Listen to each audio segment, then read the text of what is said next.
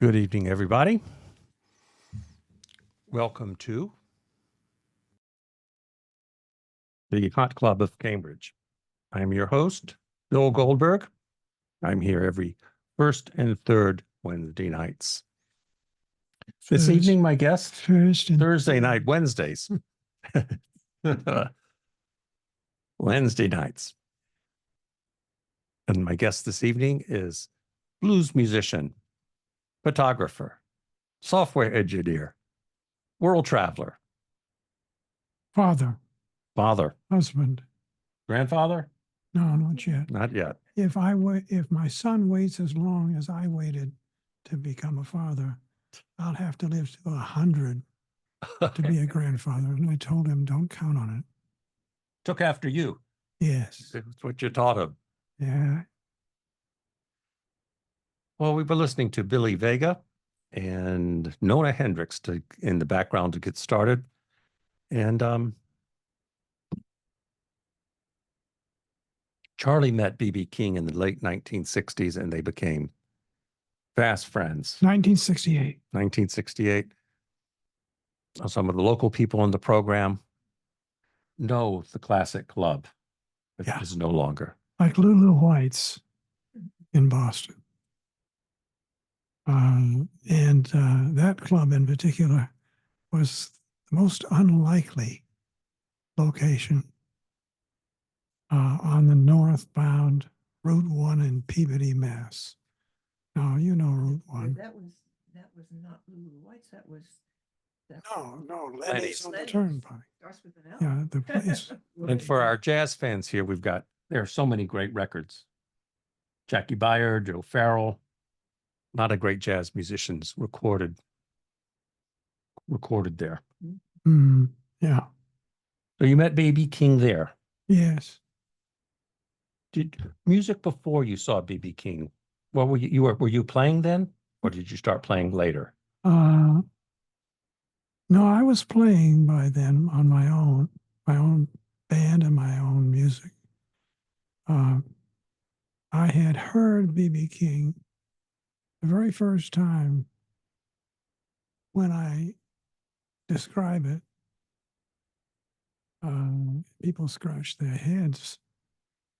He was playing on a stage erected over the pitcher's mound in Fenway Park to an audience of over 30,000 people. This was not a musical occasion, and it was not a Red Sox game. It was a political rally for Eugene McCarthy. That whole movement, Clean for Gene.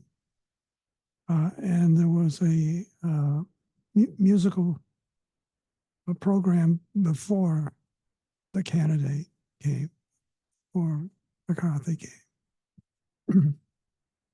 It's funny now when we talk about these things, these historic things, we remember where we were, what we were doing, and we think we could never have imagined that this somewhat mysterious blues artist would play in 90 countries and run up a total of 18,000 performances. I came to see the music. It also included Buddy Guy.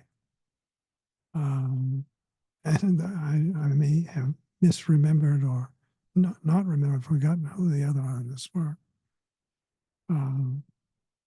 But I had seen him also at the Boston Tea Party. Yeah, and a very important component in this whole great drama of, am I close enough now? Yes. Mm-hmm. This whole drama that I call the arrival of B.B. King. And that was a book published the year before, I think, called The Urban Blues by Charles Kyle. And Kyle gave it a kind of roadmap for the whole world. I'll bet you Bill's bringing it. Yeah. Open it up for me. Yeah. Get the title page on. What is this? Rival. Oh, Yeah. rival. Yeah, here it is. And this supplied the roadmap because at the beginning, our individual knowledge of the artists and the material and the different schools was all, this was the man, blindfolded man touching the elephant, having never seen an elephant before. We had to rope our way through. Now, for instance, if you looked at the title, read it underneath the title on any given record, it would say something like Morganfield. And if you asked in your local record store, show me your Morganfield records. First of all, they wouldn't make the connection. They wouldn't know who the devil Morganfield was. And if you happen to know, and if you told people at the record store it's Muddy Waters, oh, well, we don't carry that kind of music. Because there was no market for it. It wasn't that they were prejudiced against blues or anything of the sort. They just didn't know, and we didn't know. And so a book like Kyle's book just filled in this void. And then Introduce Mr. Kyle again. What's his? Charles Kyle, the author of the book called Urban Blues. Now, that book really was Charles Kyle's master's thesis in graduate school. Mm-hmm. The next improbable thing is that the University of Chicago decided to publish this. And I got it as a Christmas present, and I devoured it. So When did you read it roughly? When?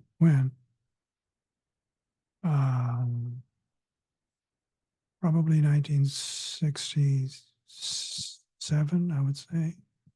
So were you familiar with BB's music from the 50s and early 1960s? No. And So again, I guess as you point out too, where was blues and rhythm and blues sold? To what stores? Skippy White's in Boston or in Cambridge. They had new records then? Yes. Since I've been in Boston, it's all been used records.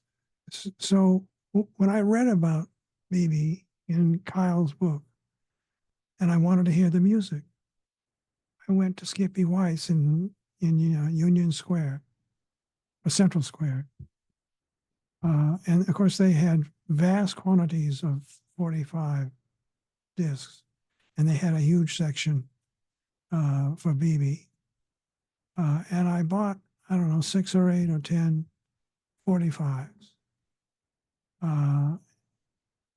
And one was Blue Shadows. See if you can get it. It was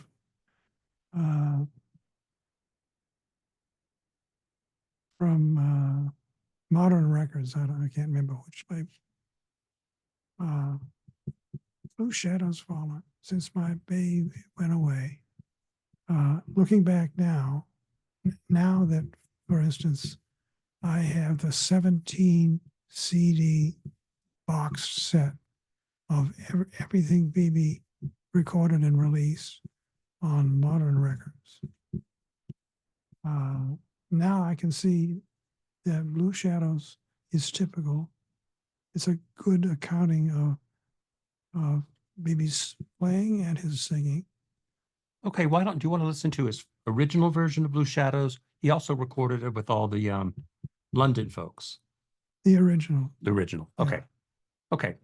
If you got it there. We got it right here. Oops.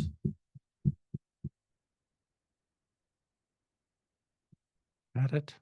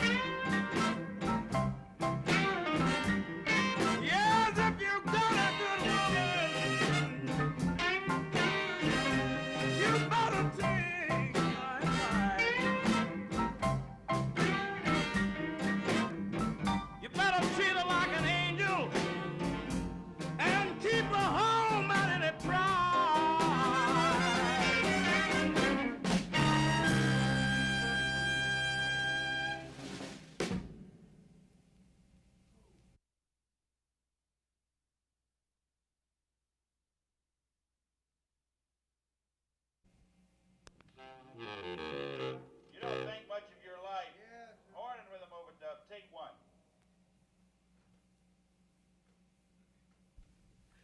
One, two.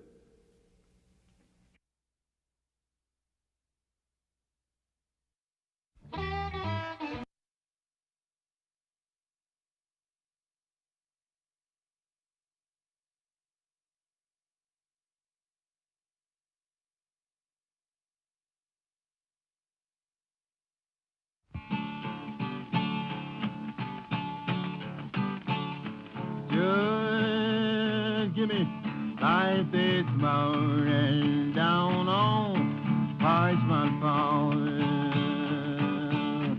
Just give me life this morning down on Parchment Farm. I would hate it so bad, but I left my wife and mom.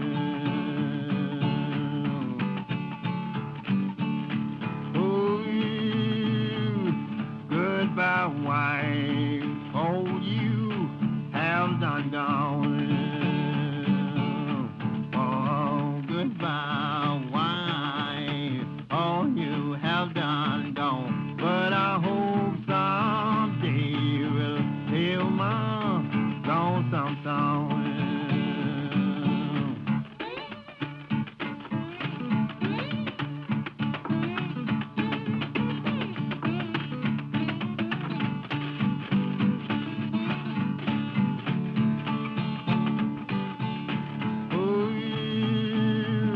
Listen, you men, I don't mean no harm.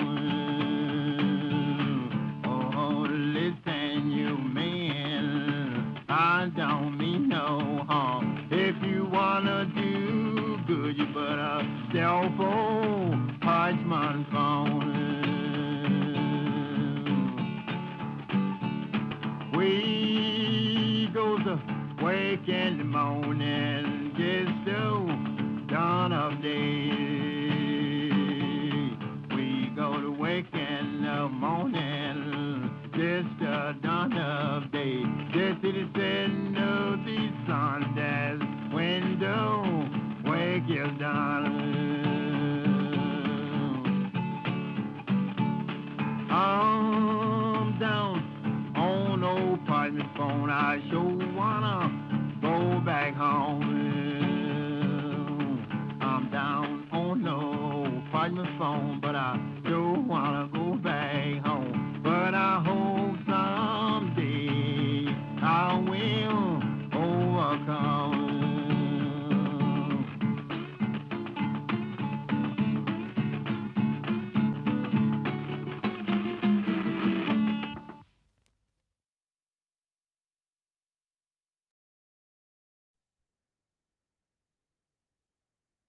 Parchment Farm Yes. Blues. Uh, Booker White, who is Booker's name was Booker T. Washington White. But everybody called him Booker. He was Riley King's mother's cousin, making Booker his cousin once removed. Everybody says second cousin, but technically speaking, his cousin once removed. And when Riley was a young boy, which means basically around age 6, when his mother deposited him with her mother in Kilmichael, where Riley lived. And by the way, I presume that you recognize when I say Riley, that this boy became Riley, became B.B. King in due course. And Booker would visit his relatives there in Kilmichael from time to time. And by then, Booker already had recordings that were distributed and sold. And so Riley had a model of what it is to be a blues man. And Booker was a boisterous character, very self-assertive. He was not shy, shall we say. We were just listening to a song about the penal farm Parchment there in Mississippi. Booker was a prisoner there. I think he killed somebody.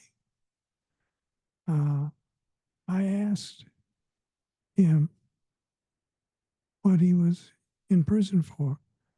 And he said somebody ate up all the food. I asked him if Dick Waterman booked him. Dick Waterman booked a lot of the old guys, a lot of the single performers. He said, what? I said, who books you? He said, Booker. Booker. Nobody Booker but Booker. So I knew that was one line of questioning not to follow down. And this, he was performing as part of a kind of festival at the University of New Hampshire. I knew that he would need transportation around to the different events. And I also saw that there was no provision by the festival. So I introduced myself to Booker as his chauffeur. And I knew when he wanted to take a nap. And I drove him to the place where they were housing the musicians, the performers. And I knew when he was going to perform, so I came back and woke him up, said, I'll drive you there, Booker. And I photographed him at some extent, and I included some of those photographs in both of my B.B. King books. When Riley fled to Memphis when he was 19, he hitchhiked and slept in an empty rail car in the rail yard in Memphis until he could locate his cousin Booker. And when he located him, he moved in with Booker and lived there for about 9 or 10 months. It's nice to think that that Booker was tutoring Riley, but I don't think that was the case. But Booker got Riley a job at a company that made storage tanks for petroleum, for gasoline and so on.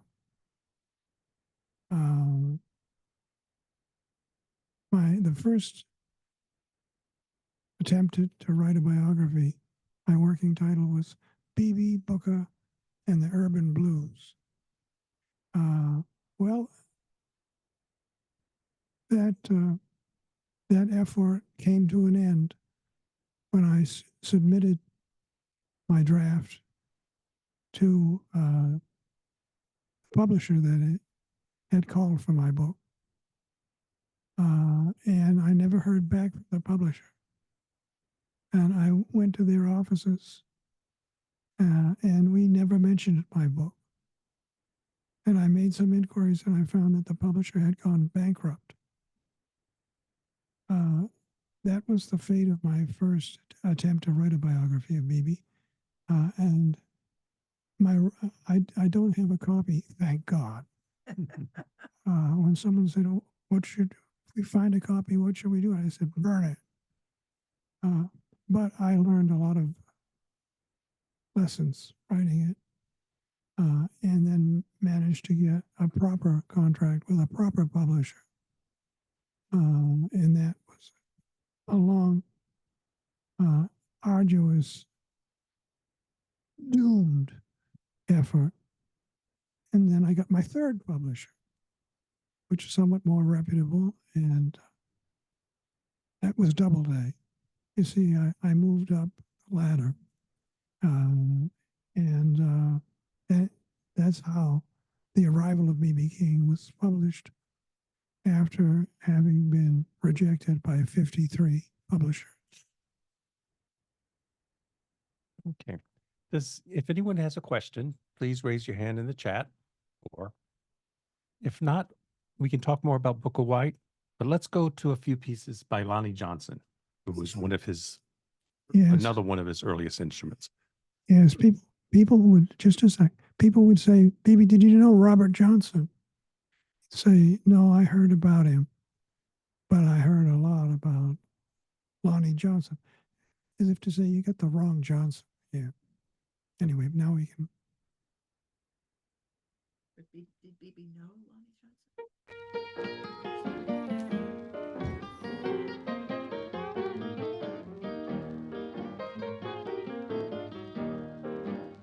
My blues starts long about midnight. Don't leave me until the break of day. My blues starts long about midnight. Don't leave me until the break of day. All it takes to one I love to drive these weary blues away.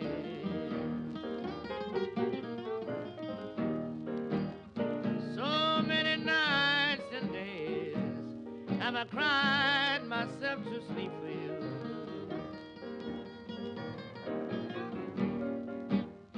So many nights and days have I cried myself to sleep for you.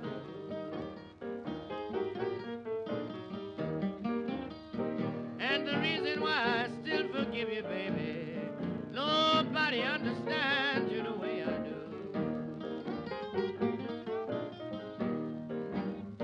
When I cry, it's because I love you. You've hurt me and I just can't help myself.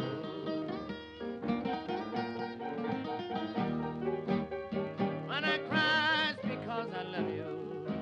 You've hurt me and I just can't help myself.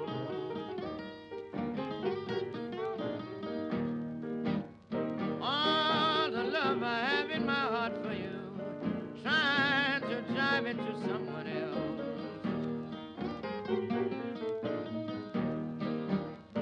And I'll be seeing you, baby, when your tears be falling down like drops of rain. I'll be seeing you someday, baby, when your tears be falling down like drops of rain. You'll give anything in your life just to hear somebody call my name. I know you wonder why I never scold you. It's because I don't care where you go. I know you wonder why I never scold you. Because I don't care where you go.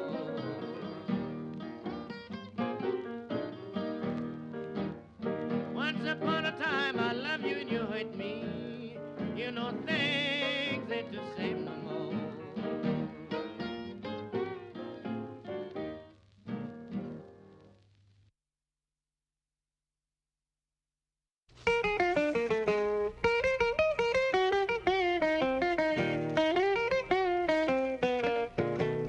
Mr. General Baker, let me be your slave.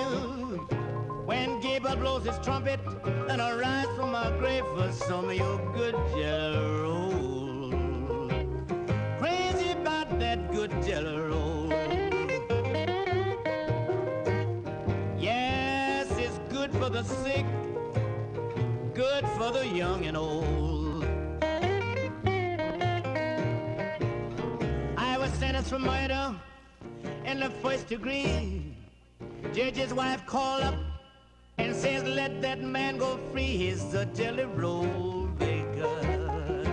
He's got the best jelly roll in town.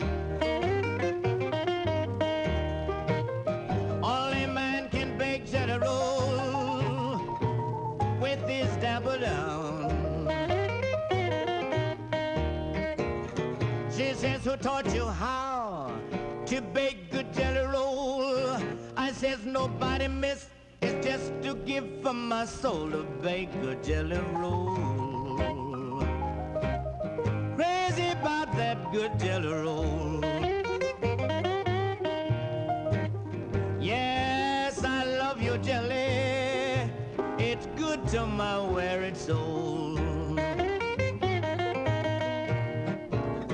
There was a man in a hospital, shot all full of holes. The nurse left a man dying to go get some good jelly roses. I got to have my jelly. Crazy about that good jelly roll. Yes, I'd rather let him lose his life than to miss my good jelly roll.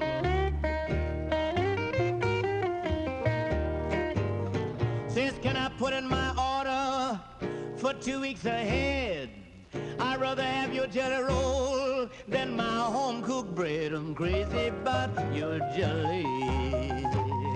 Crazy about that good jelly roll. Just like Maxwell's coffee, it do me good deep down in my soul.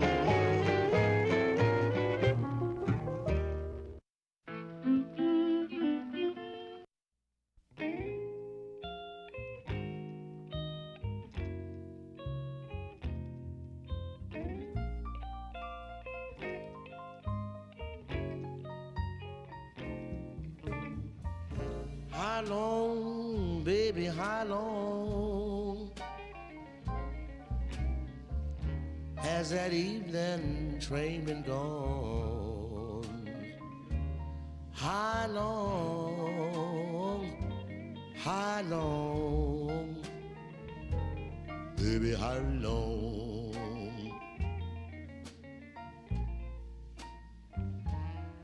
I can see the green grass up on the hill, but I ain't seen a greenback on a dollar bill. And so long,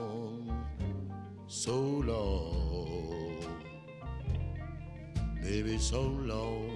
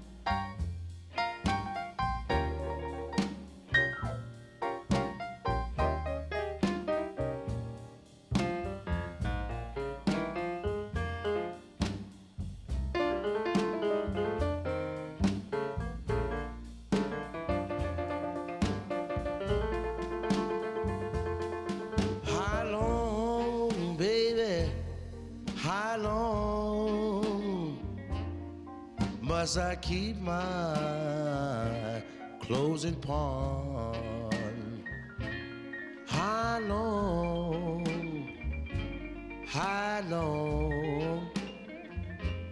baby, how long?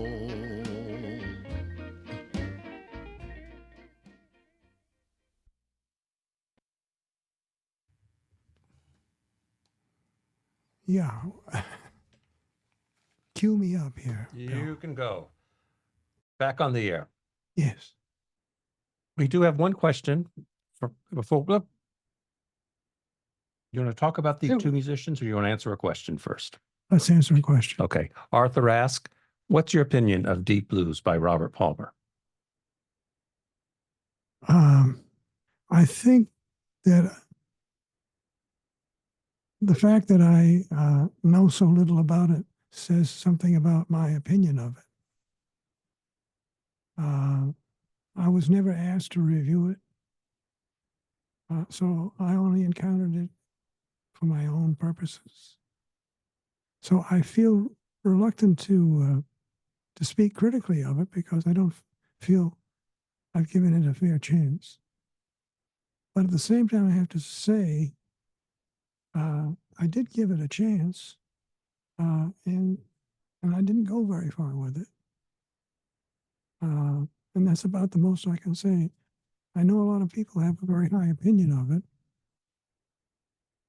I was asked same question a week or two ago. Was that in one of your Mississippi book readings? It was not in a reading, but it was in Mississippi. I think it was, or was it in Memphis? It's a blur. We started in Cheneyville, Louisiana, and we drove across two states to Mississippi. But that's the best answer I can give about Robert Palmer. I'm greatly influenced by the Charles Kyle book. But I just want to throw out something here. You know, we started with Book of White, and then the last two pieces were Lonnie Johnson and T-Bone Walker, who were two of the other greatest influences on his guitar style. Yes. And when he was asked about this, kind of made a point that his influences are very widely dispersed. He was a great admirer of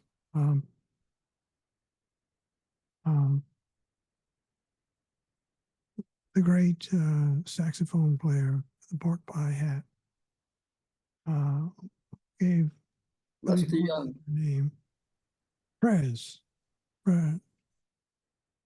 What's his actual name? Lester Young. Lester Young. Thank you.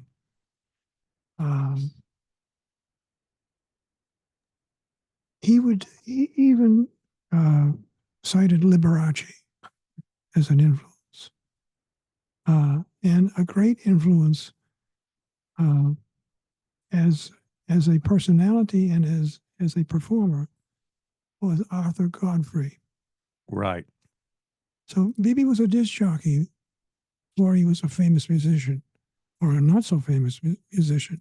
He said that the calmness of Mr. Godfrey was the lesson he learned from him. Yes. The easygoing nature, because so many DJs are bombastic and in your face. Stentorian and Chesterfieldian. yes, exactly. Exactly so. And Arthur Godfrey, Godfrey is a very interesting character historically and personally. And he was on the air 2 hours every morning, 5 days a week, and twice during the week in prime time programs, live programs on the air. And they used to say, if all the advertising time for Arthur Godfrey was added up, it could cover the cost of all of the network's production for the week. And after Godfrey, it was all gravy. And he created this atmosphere of the kitchen table. He was relaxed. He did not talk down to the audience. And it was a revolution. And BB took that as a model. So BB would say, you know, Lester Young, Liberace, he would learn from any source that he could find. That answer the question? I hope. Okay, let's go to some very early B.B. King now, from the early 1950s. A Really? piece of his Miss Martha King. Dedicated to his first wife, Martha King.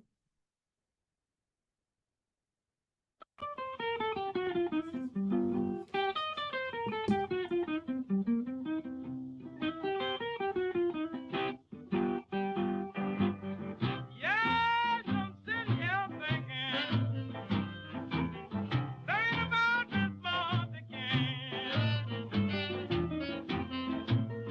Well, I'm sitting here thinking about this Martha King. Now I'm in love with that woman. I ain't afraid to call her name.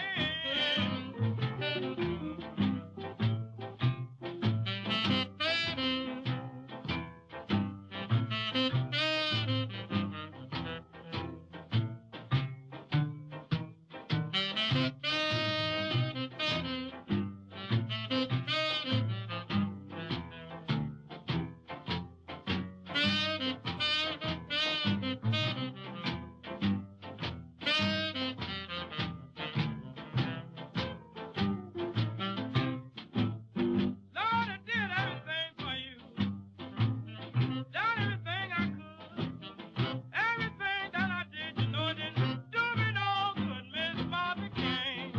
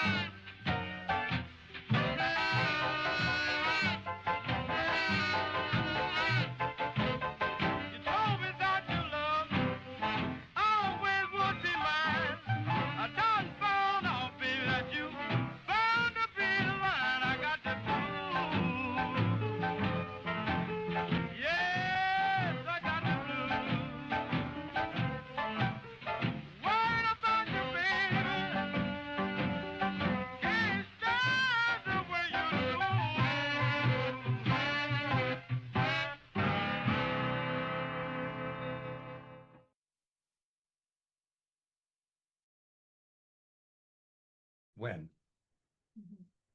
You going to repeat the question? I'm going to repeat the question. Let me just re-announce those two songs, Miss Martha King and Got the Blues. And Got the Blues has the father and son, Phineas Newborn Jr.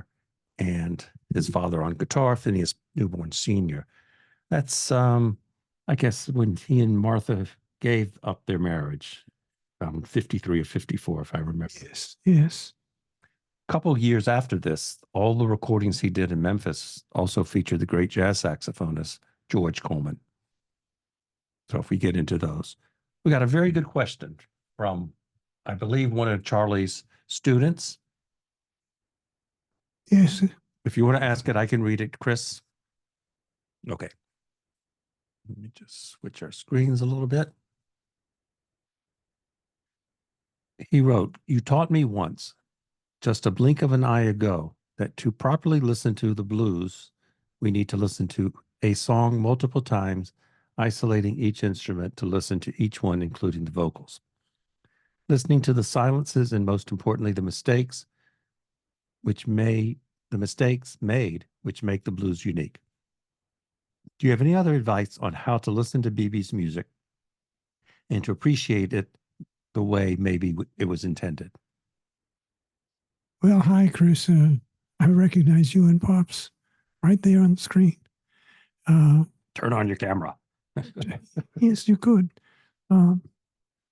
Well, let me say first, I don't think there is a single right way.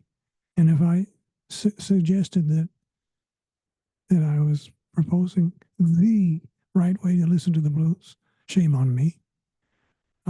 It is my way, and it is a way not just for B.B. King, not just for blues, not just for music, but for all art, painting and architecture and all of these things. There's a kind of architectural view. It is the artist's view. And when artists, musicians listen to other musicians' work, to really understand it, they want the blueprint. They want how it's put together. And so if you decompose it, you deconstruct it, then when you join it back together, then you really appreciate the artistry. It is a skill that you have to learn over time. And that's how I listen to BB. I try to visualize the artist. And that's my way of listening to BB, but listening to all, especially because I had an impulse toward creativity. I want to see how it's done, so maybe I could do it too, because I know however much I'm thrilled by listening to music. The even greater thrill is if I could perform the same music and be the creator of that music, not just the consumer of it. So when I was first getting to know the blues and first collaborating with some of my pals, everything we listened to was always immediately one question, and that is availability, accessibility. And one thing with BB's music, we couldn't readily imagine performing it because he was an orchestral performer. He had a horn section. But the flip side of Blue Shadows had a song titled "And Like That." It was distinct from most of his songs because it had a rolling beat, almost rumble-like beat. And I was very keen on the lyrics. If your love is so doggone true, and you want me to love you too, you don't have to swim in the sea, but all things in life ain't free. You prove that you're true, and I'm with you, and like that. Now that last word in the title of the song, is a kind of idiom common in the South. We say, etc. What are you going to do? Well, I've got to take out the trash, and I got to pick up so and so. I got to run to school. So and like that, just a bunch of things together, and it was accessible. And so that was the first and practically the only B.B. King song that I even attempted to perform. And now I perform it every time I have a performance, together with another primal song for me, which we'll listen to after a while, and I'll talk about that greatly. Can we stream and like that? Sure. This is B.B. King's version of "And Like That."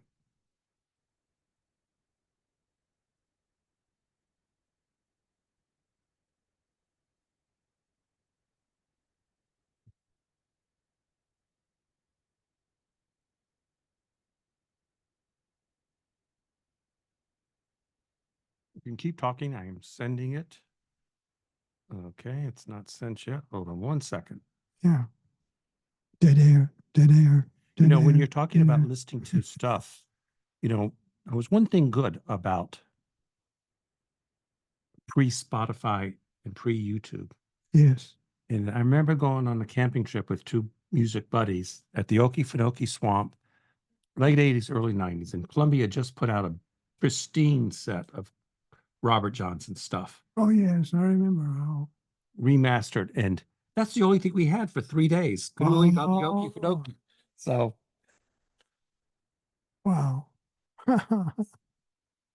And you still didn't exhaust the possibilities. no, and I Okay. could still, yeah. Let's see if it's.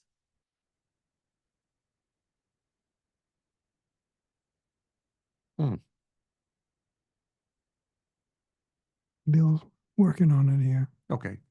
Let's go to something else. And I'm going to, for just a second, let's see. Hold on one second.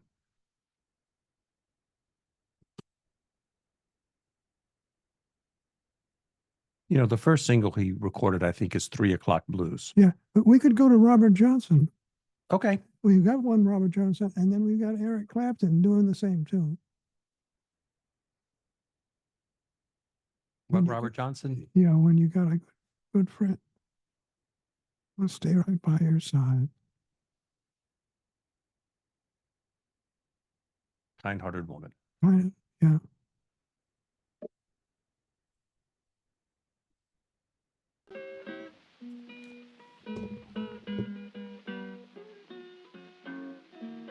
I got a kind-hearted woman, anything that's worth for me.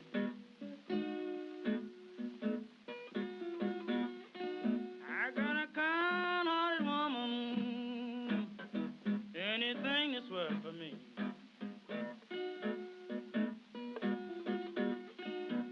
Let's see the evil-hearted women, and they will not let me be.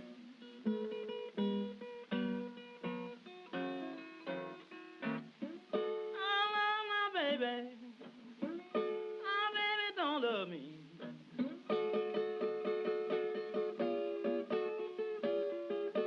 I love my baby. My baby don't love me. I really love that woman. Can't stand to leave her be.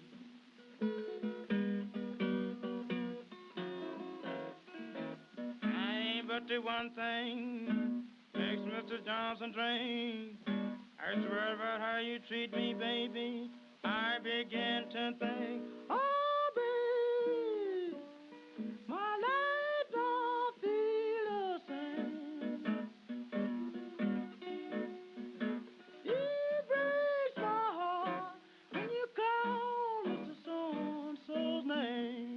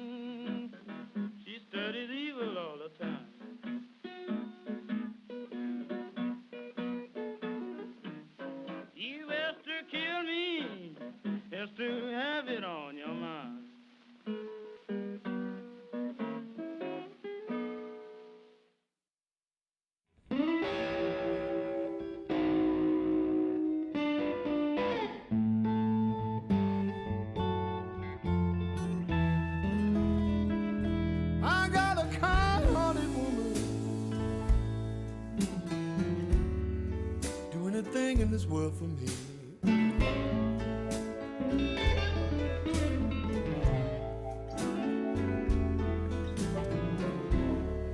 Got a kind-hearted woman,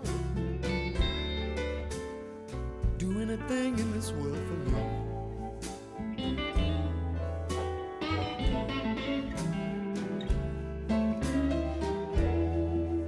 These evil hearted women,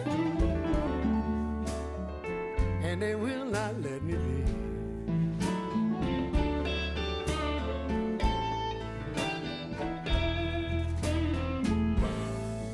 I love my baby.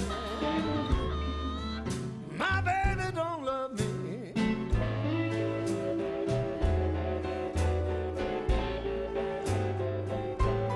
I love my baby. Ooh.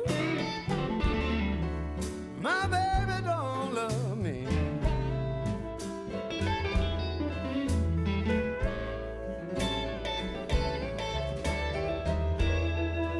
Really love that woman.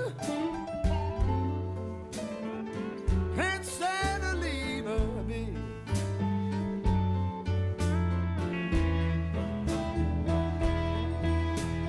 I ain't but one thing makes Mr. Johnson great.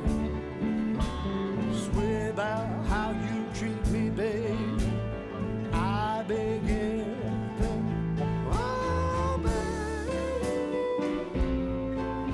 my life don't feel the same.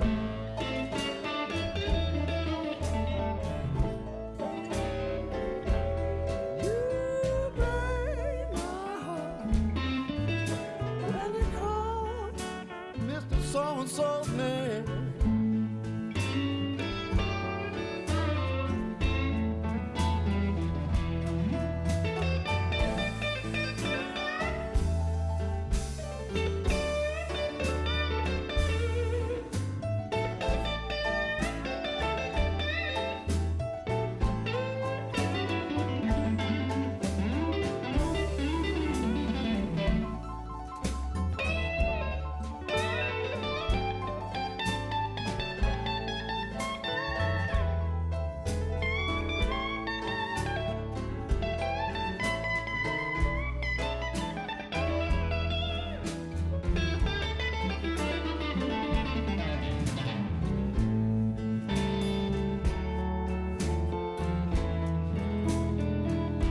I got a kind-hearted woman,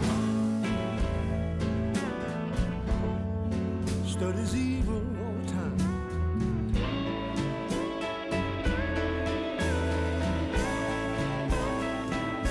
I got a kind-hearted woman, studies evil all the time.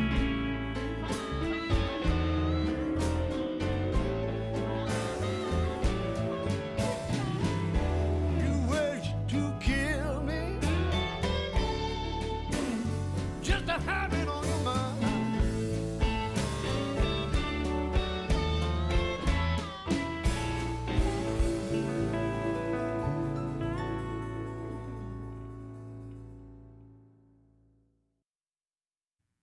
Yes. I'm going to tell a little story now before we play the next song. It was a turning point in my life because from that point, I entered into blues, which became a part of my life. I was driving back to school on the Connecticut Turnpike Sunday night, and it was a folk music program, and a song came on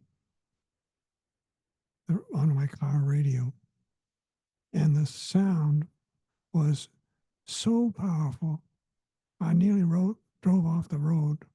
I was really more than just entertained or whatever. And the very next day, I went and bought the album, and I brought it back to where I lived, and I put it on my turntable. And the next time it came off the turntable was just to turn it over. had trouble getting off the second side because it was so powerful. And then finally, I flipped back to the first side. And this was the first album of the Paul Butterfield Blues Band. And it was my introduction to real urban blues, Chicago-style blues. This opened up a whole.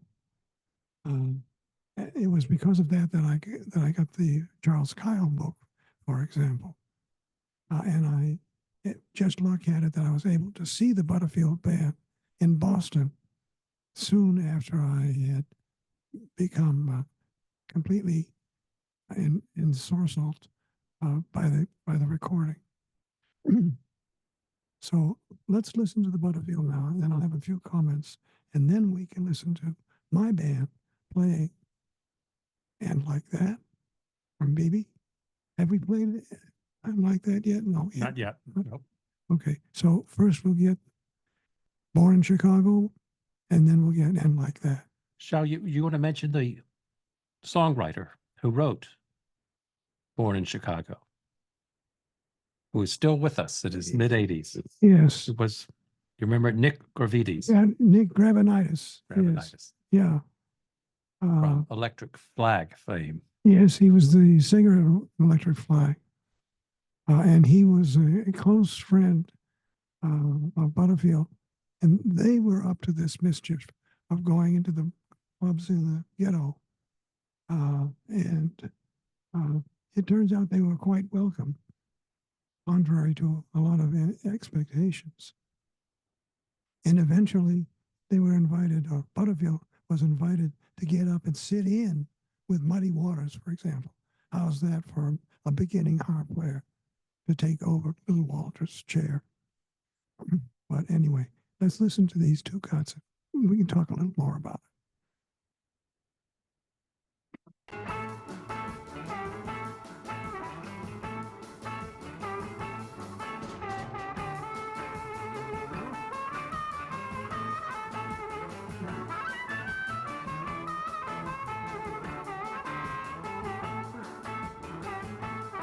I was born in Chicago in 1941. I was born in Chicago in 1941. Well, my father told me, son, you had better get it done. Well, my first friend went down when I was 17 years old. Well, my first friend went down when I was 17 years old.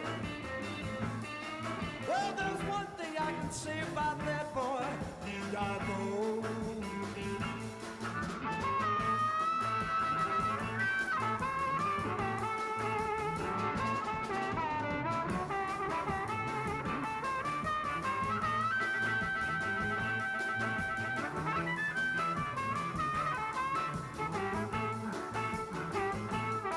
Well, my second friend went down when I was 21 years of age. Well, my second friend went down when I was 21 years of age. Well, there's one thing I can say about that boy, he died brave.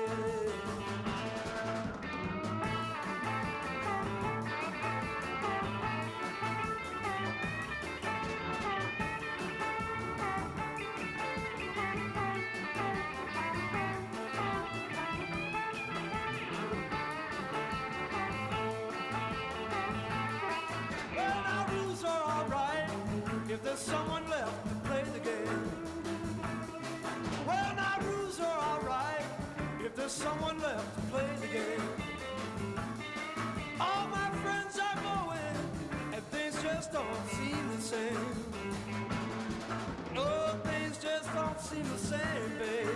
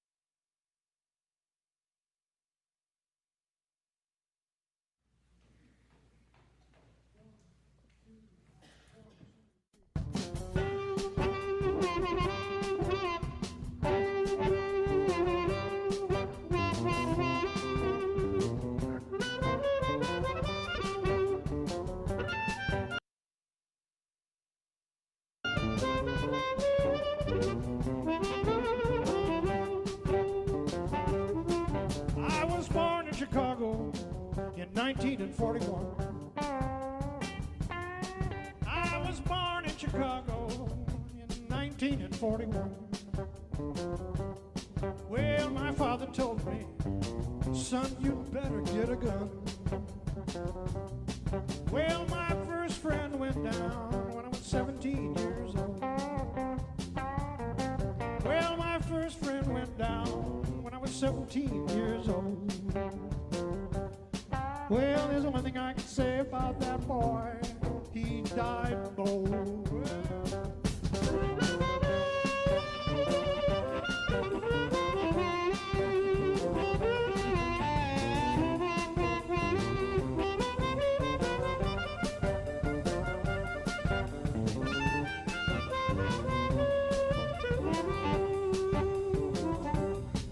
Well, my second friend went down when I was 21 years of age. Well, my second friend went down when I was 21 years of age. Well, there's one thing I can say about that boy. He died brave. All right, Tom.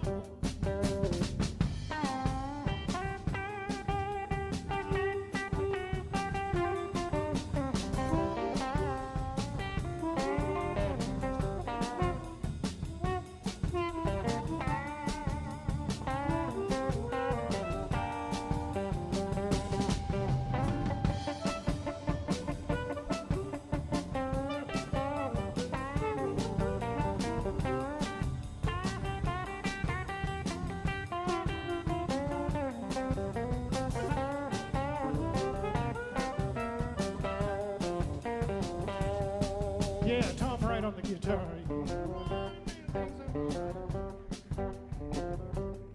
Well, now rules are all right if there's someone left to play the game. All my friends are going, things just don't seem the same. Wait, your love is so doggone true, and you want me to love you too. You don't have to swim in the sea, but all things in life ain't free. You prove that you're true and I'm with you and like that. Well, there's no need to cry all night. We can make everything all right. Well, I ain't on a mountain top. If you're climbing up, baby, you can stop. Put the ring on your hand, I'll get the preacher man like that. Well, I'll love you as long as you love me, and I'll agree when you disagree. I just found a place to call our love nest. Let's get it in, baby, and I'll do the rest. Well, I'm waiting, dear, real sincere, yeah, like that. Bring it down.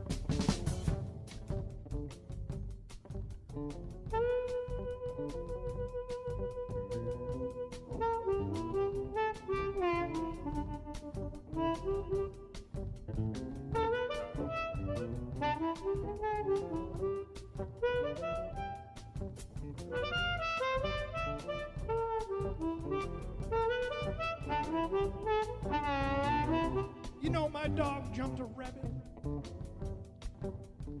and he run that rabbit for about a mile. And when he caught that rabbit, that poor rabbit cried, just like a child.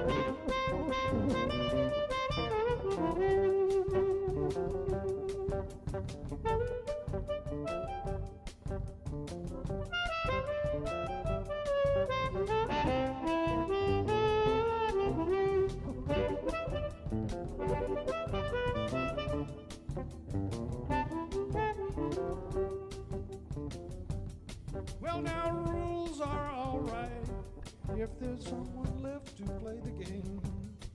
Well, now rules are all right if there's someone left to play the game. All my friends are going. Things just don't seem the same, babe. Oh, things just don't seem the same, baby.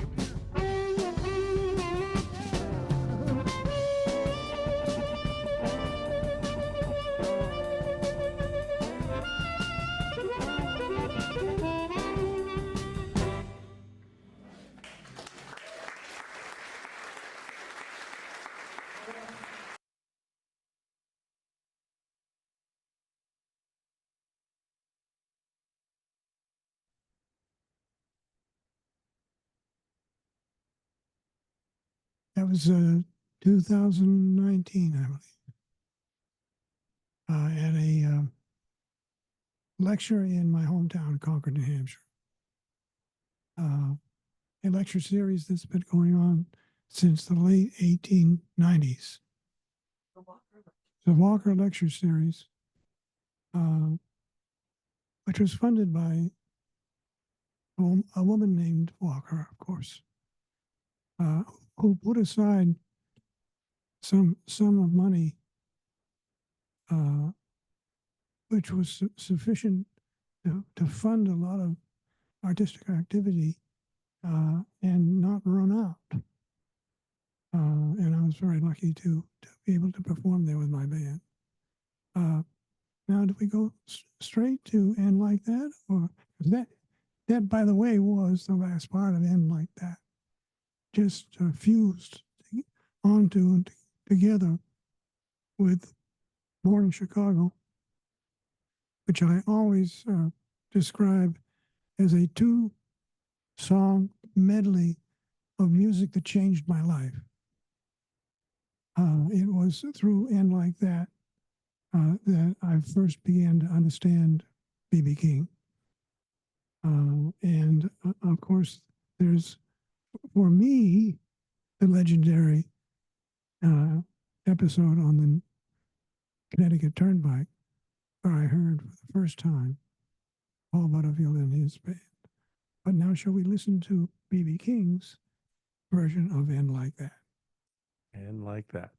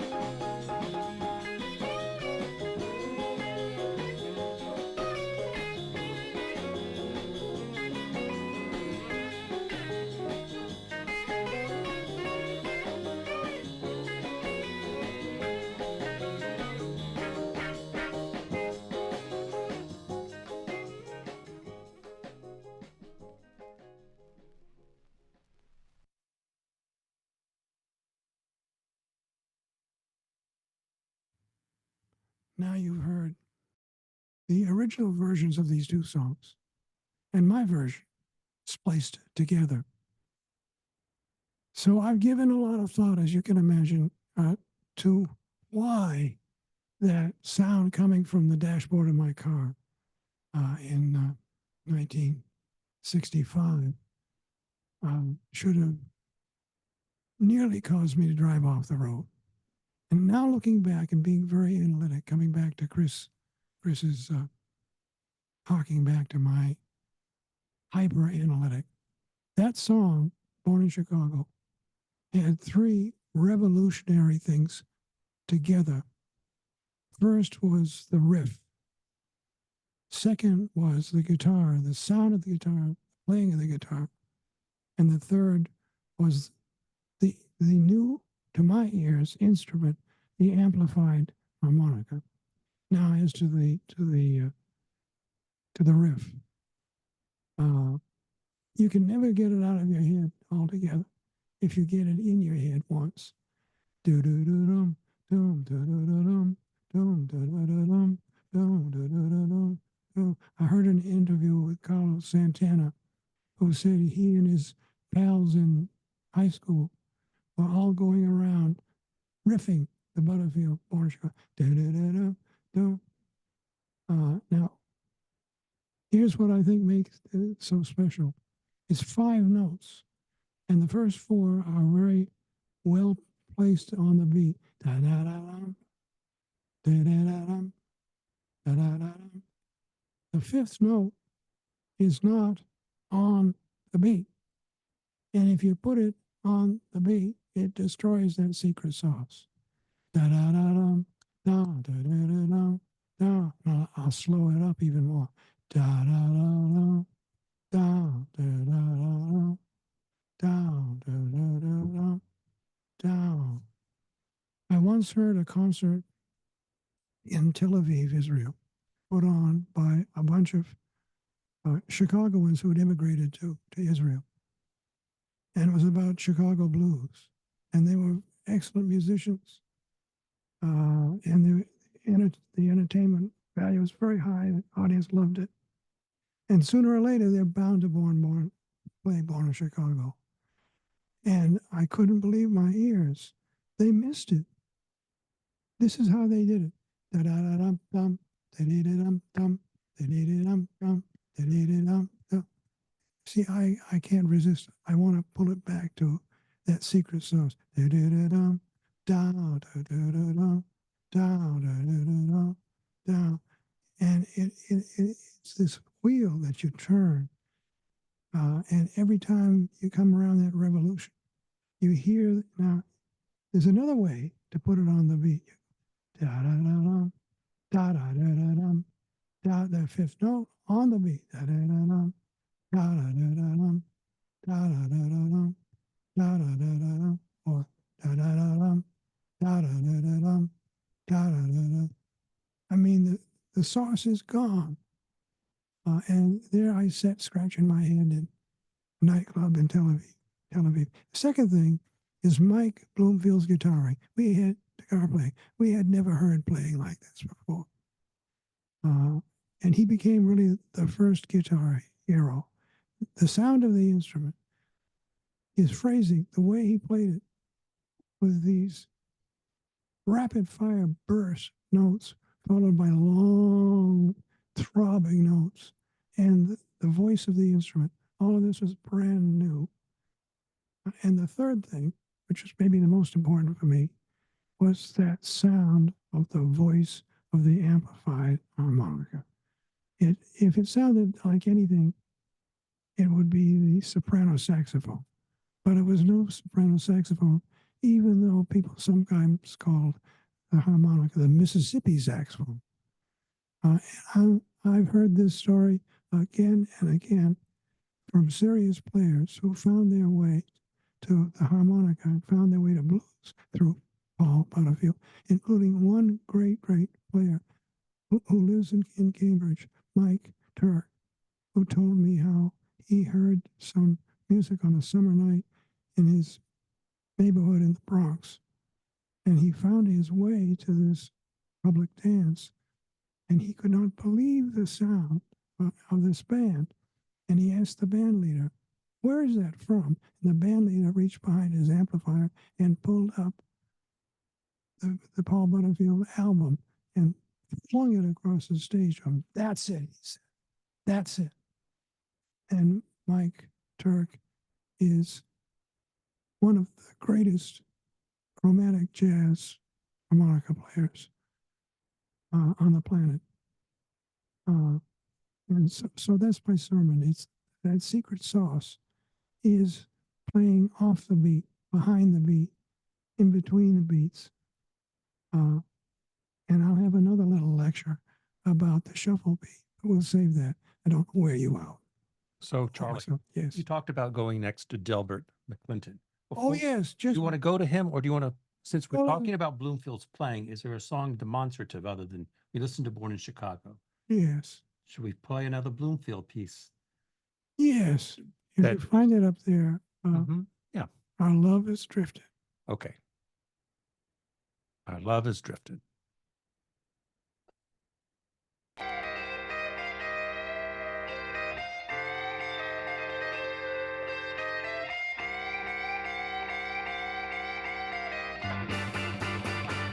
Our love is drifting. Baby, I can see it day by day.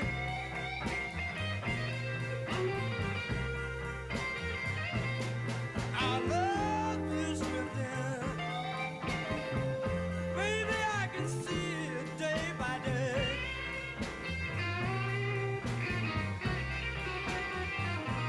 I know you don't care now, little baby, but I'll let you have your way.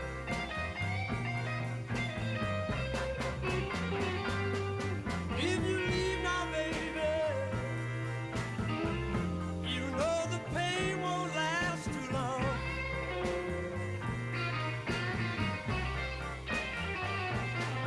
If you leave now, baby, you know the pain won't last too long.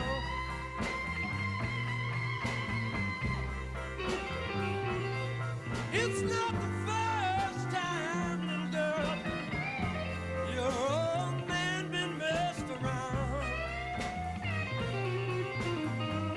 Hey!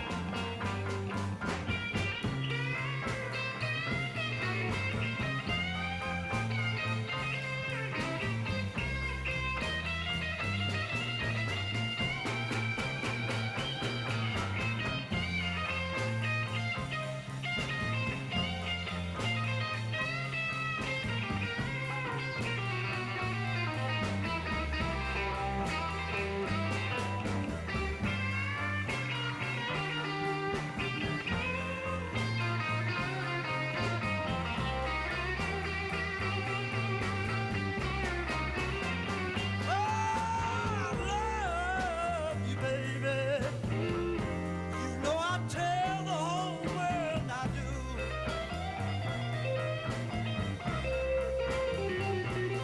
Yes, I love you, baby. I'll tell the whole wide world I do.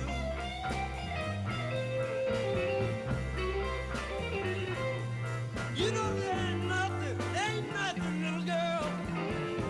Yes, that I wouldn't do for you.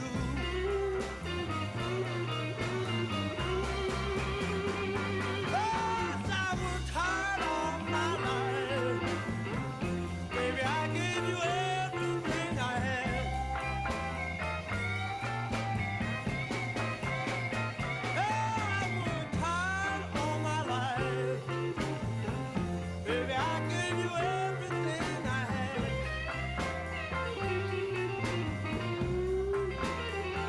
It's too late now, baby.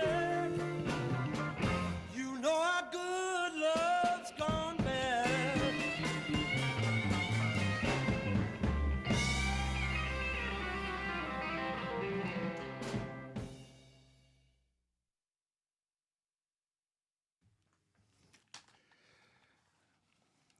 There we go. Paul Butterfield Blues Band. We've got 2 questions from Francie. One is about the collaborations that King did in his later career, and specifically she's asking about Bono. And then we'll talk about Robbie Robertson. Okay. Well, I'm afraid I'm going to do a partial cop-out. But I do have this personal story to tell you. I was in Sofia, Bulgaria, and the radio was on. I was in a home, and I hear this song coming on, and I didn't know about what's it called? Collaborations? The collaboration, the song that they had a hit with. I had not heard it. And I hear this music coming out of the kitchen tabletop. I said, that sounds like B.B. King. But that's not the B.B. King I know. And it turned out that it was my memory fails me as it does multiple times a day. The song that was a hit, When Love Came to Town. All right. Mm-hmm. Well, I recognized his voice, and I said, what the hell am I doing here in B.B. King doing rock and roll in Sofia, Bulgaria? Where has the world gone crazy? Well, when I learned the background to it, then the significance to me was that any B.B. King song could be over the commercial radio, over general radio, so far away, in a place where you might not even know, they might not even know Eric Clapton. And I had all the normal reactions. One is this is not blues, and it doesn't carry with it any of the sentiment of blues, the musical foundations of the blues. It's good, it's very well done, and I can tell it's going to be hugely popular. But I don't like it. Not that much. All I can say about Bono is I admire him for using his vast fame to good purpose. That's the best I can do with that question. Okay. And then there's another one. Oh, that's it. We're all caught up on the questions. Unless anyone else, we're going to shift gears. You wanted to seg into Delbert McClinton. Yeah, this is a little comic relief. We've been very serious about all of this, and this is a song that I love. I play it often. I'm a great fan of Delbert McClinton, who I first heard when I went to see the opening act, Duke Robillard, here in Cambridge. And boy, did I get an education in a very short time. Delbert McClinton is now one of my most admired artists. And this song is barely a song because it's a spoken blues. But I have played it before in my classes in order to illustrate how phrasing is 90% of the musical performance. And this is not even a musical performance because it's a talking blues. But Delbert wrote it, and I laugh my U.S. You know what every time I hear it. And now for comic relief, it's called The Rub.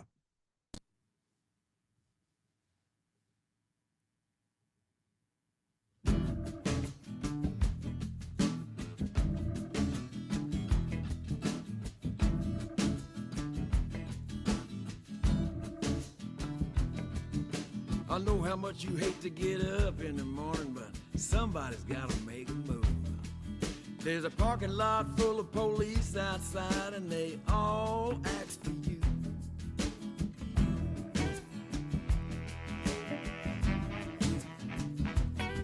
He said, I might mislead you, but I would never lie to you. And I said, well, hell, that's the way it ought to be. He said, I never shot him, he shot himself while he was shooting at me.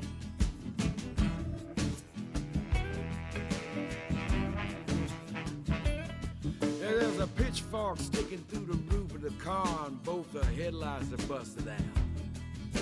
Now these people say they saw you running away. He said, hell, I was just going for hell. I hope somebody's writing this down. Let's get our story straight, boys, before we get back to town. My guess is he just went insane, tried to swim away with too much change.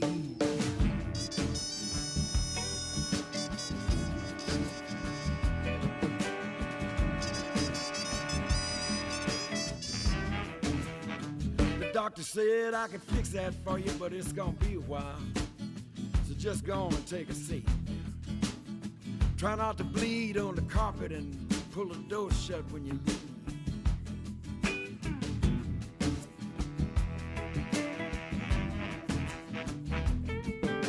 A singer, songwriter, massage therapist friend of mine said y'all might be needing a little help. Now I'll drive your truck, but I don't lift nothing, and I room all by myself.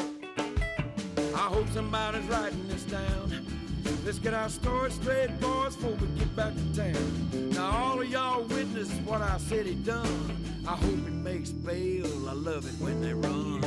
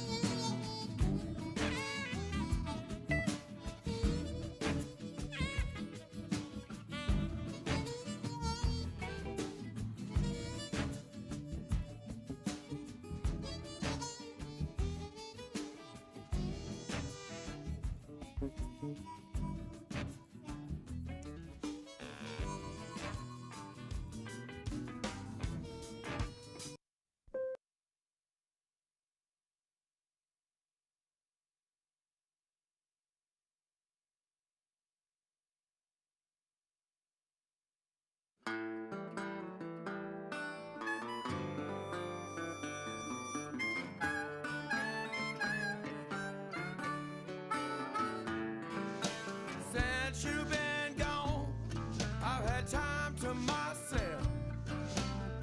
Haven't even tried to find somebody else. When you told me you were leaving, you know it almost came as good news.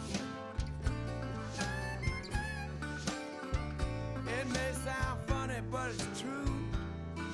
I think I'm better off with the blues.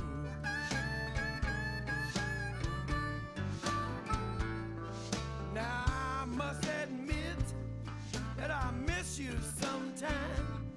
Not a day goes by that you don't cross my mind. But at the same time, I think of all the hell you put me through. Yeah, it's the lesser of two evils. I think I'm better off with the blues.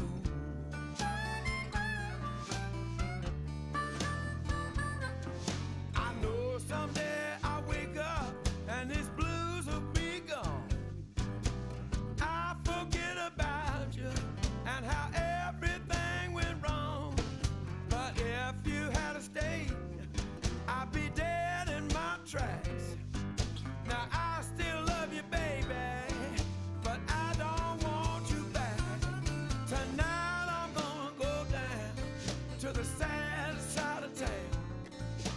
Listen to 'em play the blues when the sun goes down, and I'll know just what to say when someone asks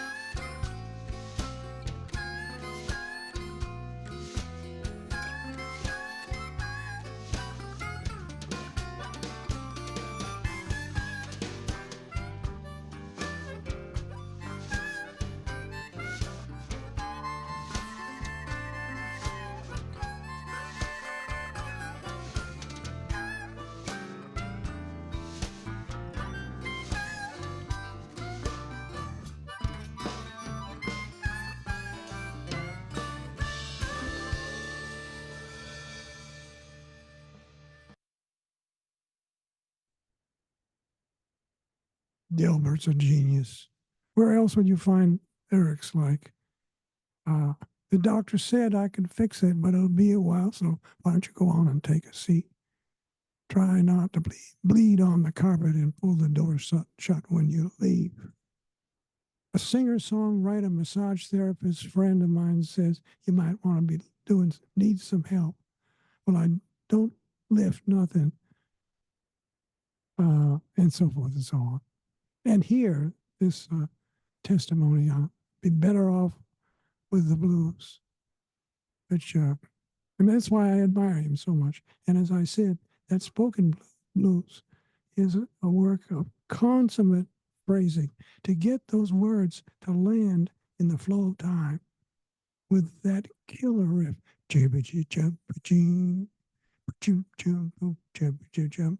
Anyway, now we're going to hear, Bill's going to introduce the Live at the Regal. As all of you know, there are just hundreds of stellar live performances by B.B. King. So, where to start with them? They're all out there. Record, CD, vinyl still. But 1964 in Chicago, it was well known then, but this was before the big fame started a few years later. But this is Live at the Regal, Chicago, 1964. Every Day I Have the Blues. Ladies and gentlemen, how about a nice warm round of applause to welcome the world's greatest blues singer, the king of the blues, B.B. King.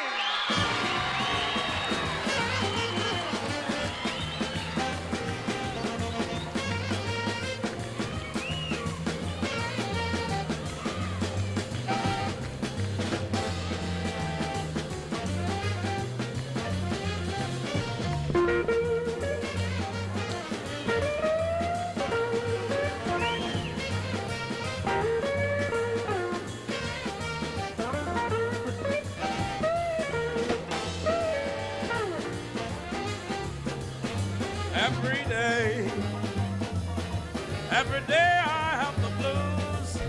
Every day I have the blues. When you see me wearing, woman, and it's you I hate to lose. Nobody loves me. Nobody seems to care. Yes, nobody loves me. Nobody seems to care. Speaking of worries and trouble, darling, you know I've had my share.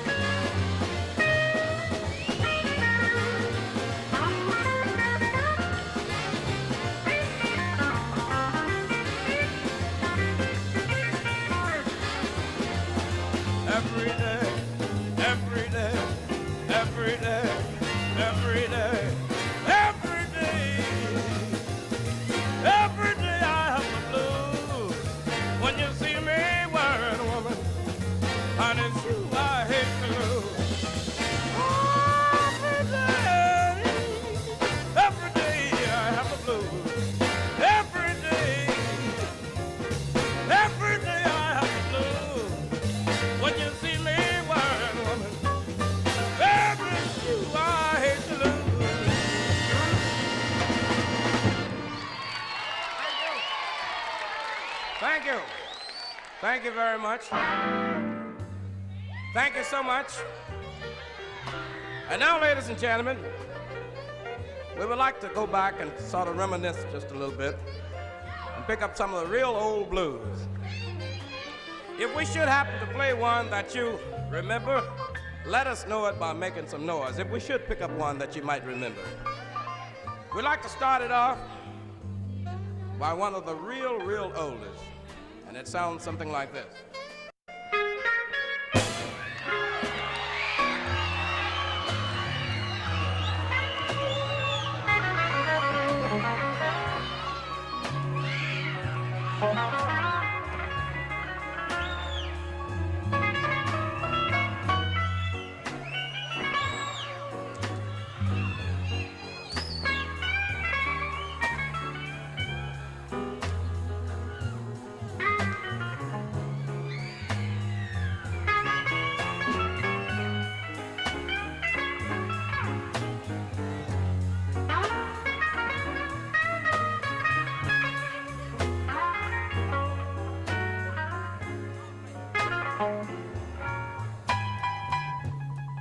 I've got a sweet little angel.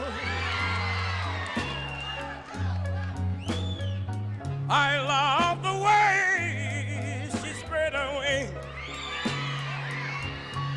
God's got a sweet little angel. I love the way she spread her wings. Just when she spread her wings around me,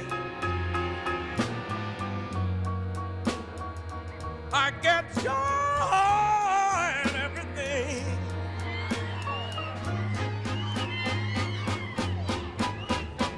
You know, I asked my baby for a nickel, and she gave me a $20 bill. Oh, yes, I asked my baby for a nickel, and she gave me a $20 bill. Well, you know, I asked her for a little drink of liquor, and she gave me a whiskey still.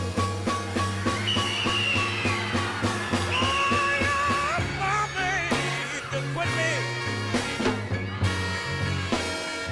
Well, I do believe I would die. Oh, yeah, my baby could quit me. Well, I do believe I would die. God, if you don't love me, little angel,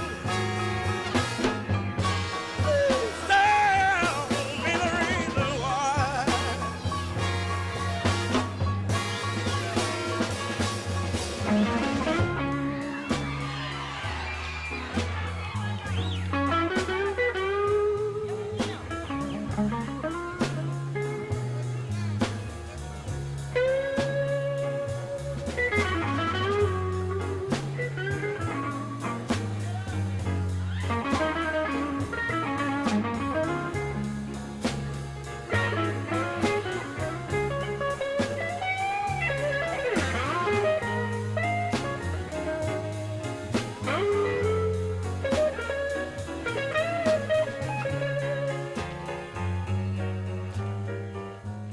Thank you. I hope you remember that one. Thank you. I'd like to tell you a little story now, if I may. A guy singing about his girlfriend, and he calls her his angel. Of course, that's the sweet little angel. But let's think about a guy that loses his girl. Oh, it happens, believe me. And then he starts to sing, and you might hear something that sounds like this.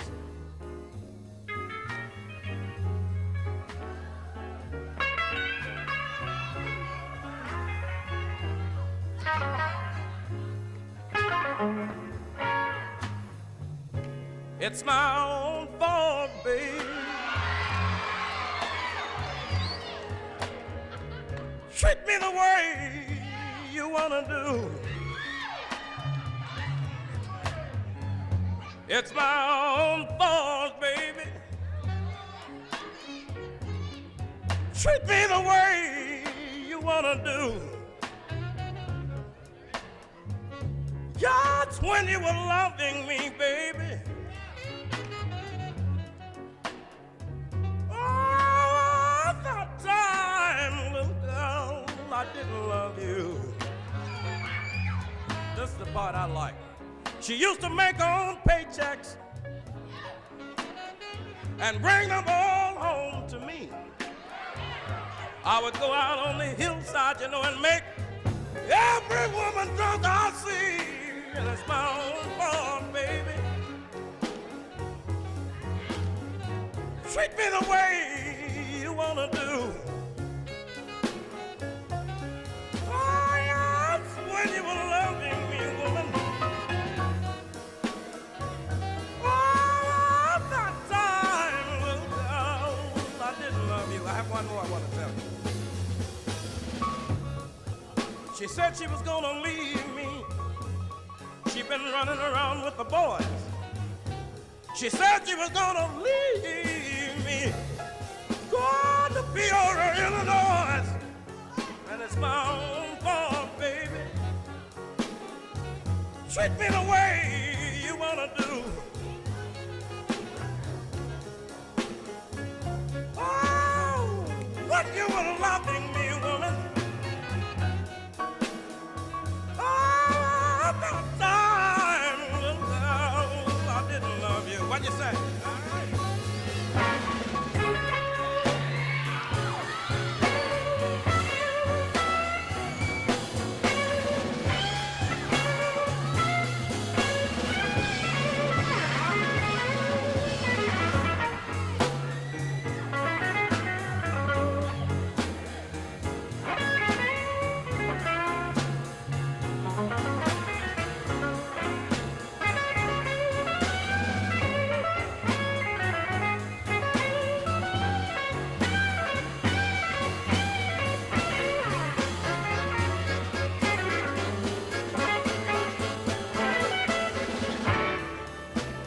Thank you, ladies and gentlemen.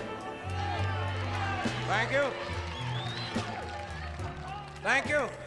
On this next tune, while we're reminiscing here, I would like for you to pay attention to the lyrics, not so much to my singing or the band. Of course, I think they're wailing out there, though. How about a big hand for them? Give them a big hand. A little swing. Thank you. Thank you, but now we're going way down in the alley. Way down in the alley. I like to play a little bit.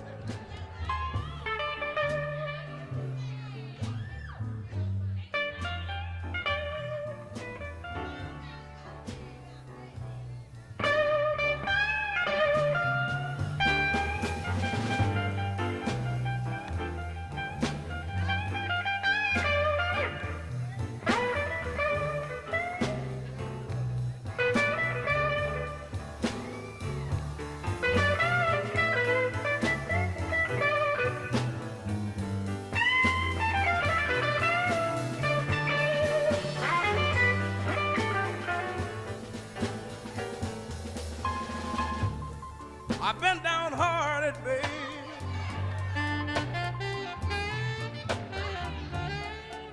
Ever since the day we met, I say I've been downhearted, baby. Ever since the day we met, our love is nothing but the blues, woman. Baby, how blue can you get? You're evil when I'm with you, and you are jealous when we're apart. Yes, I say you're evil.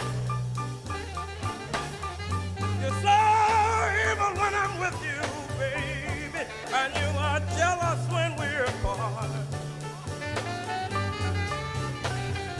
How blue can you get, baby? The answer's right here in my heart. I gave you a brand new Ford.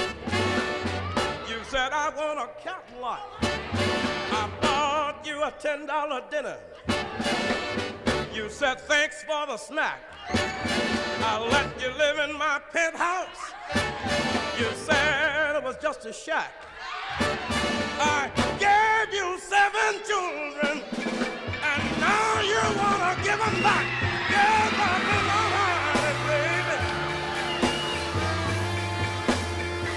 Ever since the day we met, I say our love is nothing but the blues. Baby, how blue can you get?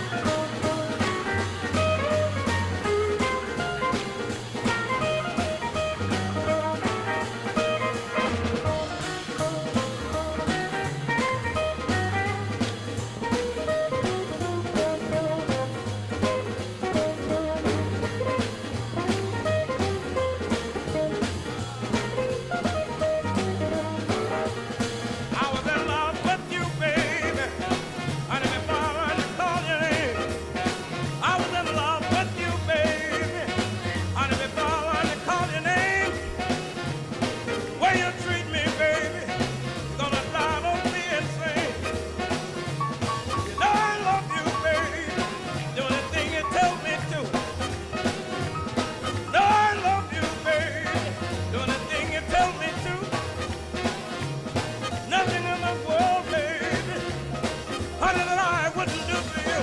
So if you love me, baby, honey, do everything I say. Yes, if you love me, baby, honey, do everything I say. If you don't do what I tell you, baby, better fall on your knees and pray.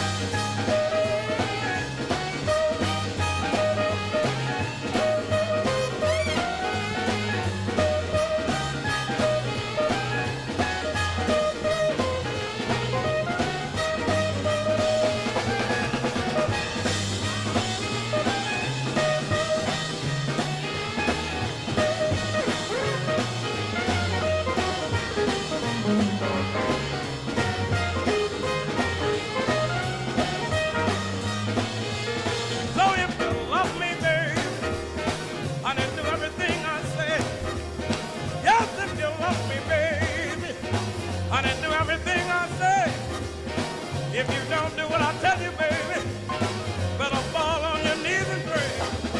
Hey, be my girlfriend, everybody, and I'm gonna be your boy.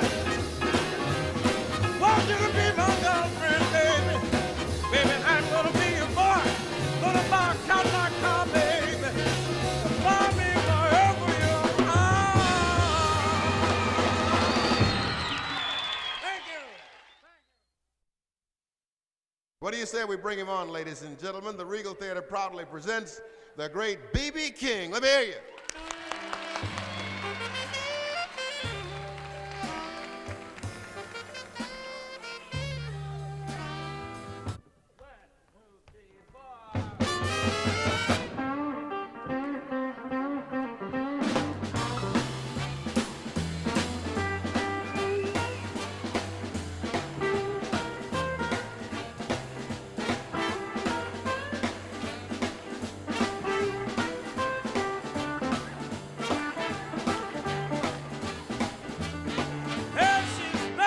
In the bus, 28 the way, 44 in the hip, she got real crazy legs.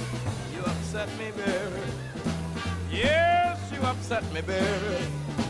Well, I like being hit by a falling tree. Woman, what you do to me? Yeah, she's not too tall, complexion is fair. Man, she knocked me off the way she wear her hair. You upset me, baby. Yes, you upset me, baby. Well, I like being hit by a falling tree. Woman, what you do to me? Yes.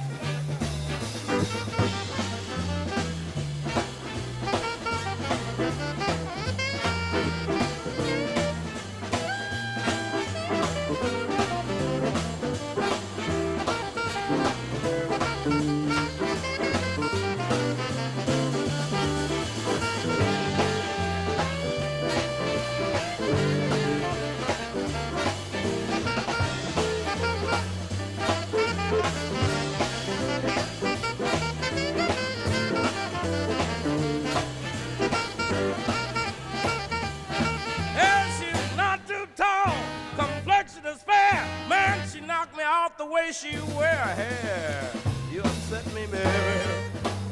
Yes, you upset me, baby. Well, I like being hit by a falling tree. Woman, what you do to me? Well, now I'm taught to describe her, hard to start. Better stop now because I've got a weak heart. You upset me, baby. Yes, you upset me, baby. Well, I like being hit by a falling tree. Woman, what you do to me?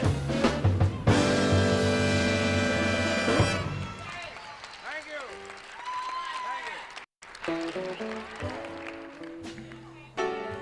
Thank you so much. Now, ladies and gentlemen, we want to go way back. Way back.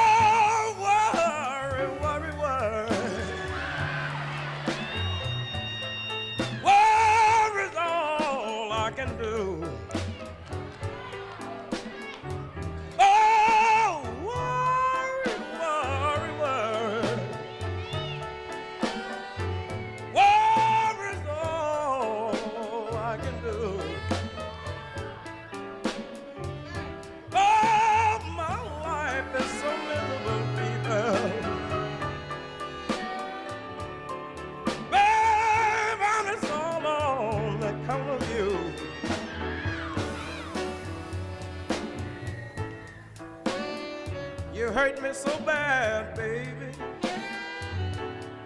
When you said we were through. Oh, you hurt me, you know you hurt me so bad, baby. When you said we were through. Oh, but I would rather be dead, woman, than to be here so.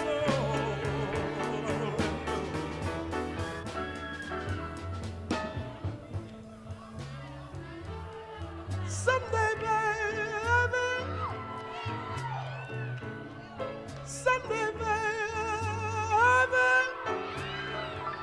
oh, yes, someday, baby,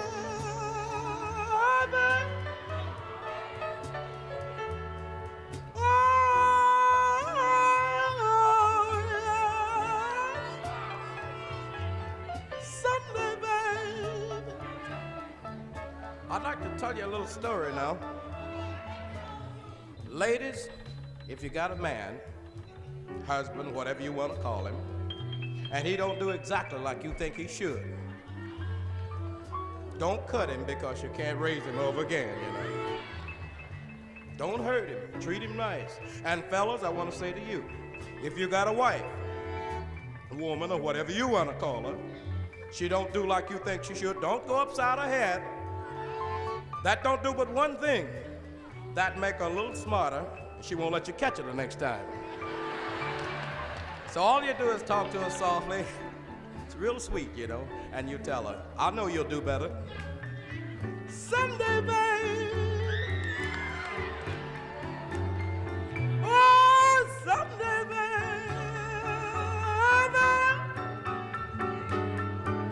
Oh, yes. Someday, baby.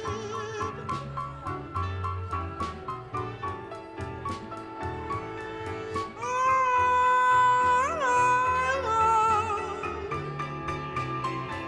yes, someday, baby. Yeah.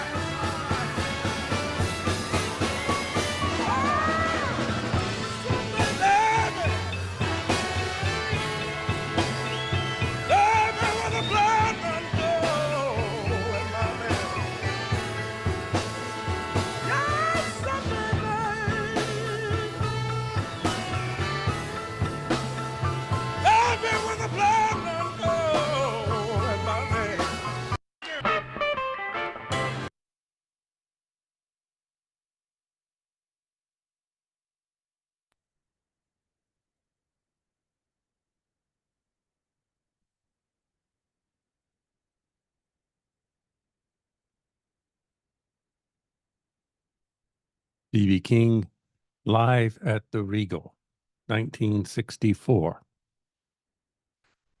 We heard Every Day I Have the Blues, Sweet Little Angel, It's My Own Fault, How Blue Can You Get, Please Love Me, You Upset Me, Baby, and Worry, Worry, Worry. You're listening to a bi-weekly broadcast called the Cambridge Hot Club. My guest tonight is Charlie Sawyer, blues musician, friend of B.B. King, and a treasure. Thank you so much for coming tonight. It's a great pleasure. And in a way to meet up with some old friends on the screen. Live at the Regal. I think you and I, one of the first things we talked about when we were discussing BB was importance of live concerts and just how so electric. Yes. I have some background to share with you about Live at the Regal. And it comes from one of my favorite books by one of my favorite authors.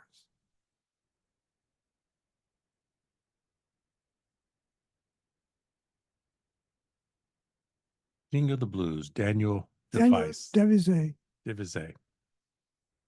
I met him when he contacted me while he was writing this book.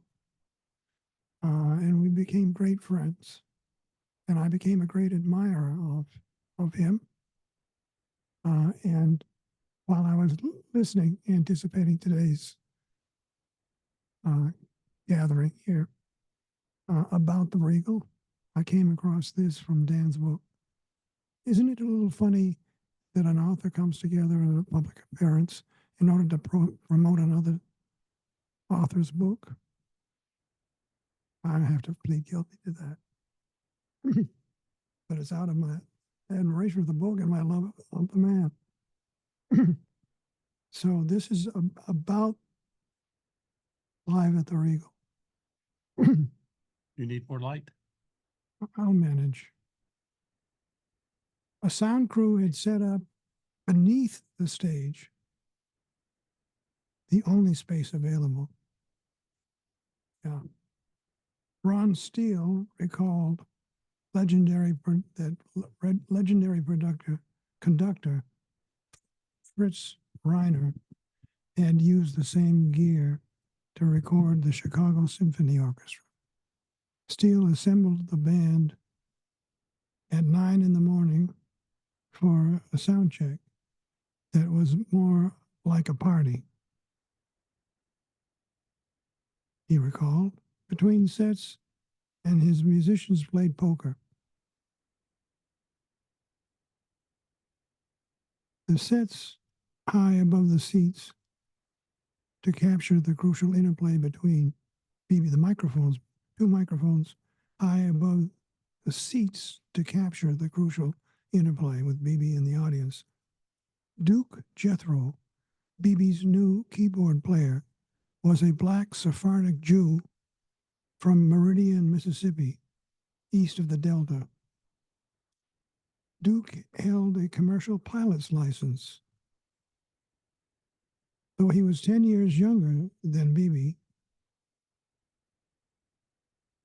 Duke brought dignity and a ladies' man's suavite to the band. BB immediately embraced him as a friend and a confidant.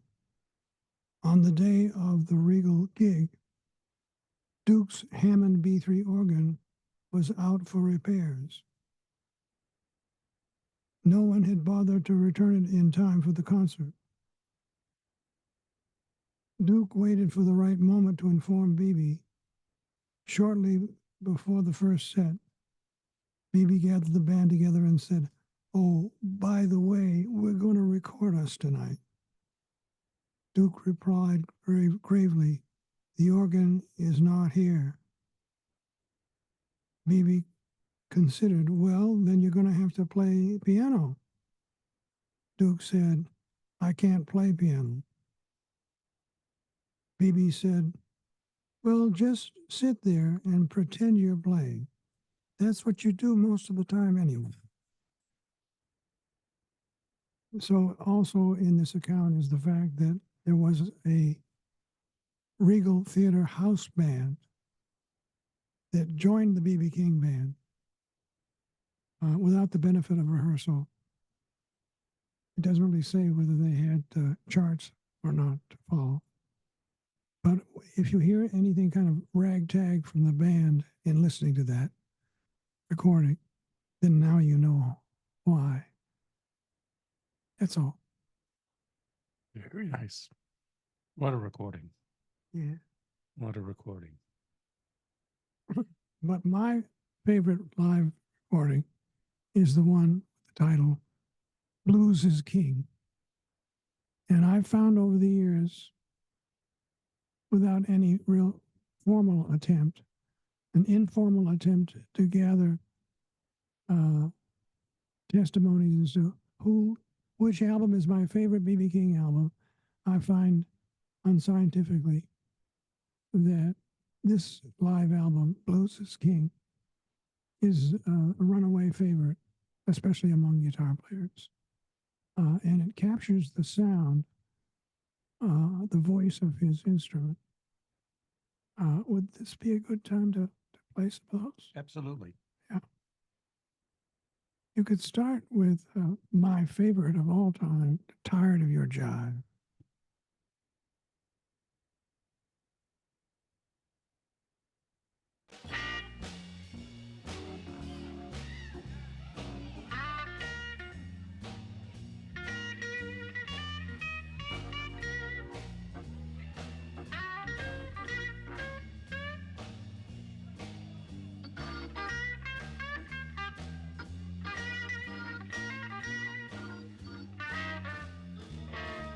You're sitting there looking proud, thinking you so fine, trying to run around with every friend of mine. Think you're so smart, baby, think that I'm a fool. Yeah, I'm gonna tell you, baby, you better play it cool. I'm tired of your jive. Yeah, baby, I'm tired of your jive. I refuse to be your fool, mama. Hey, I'm tired of your jive.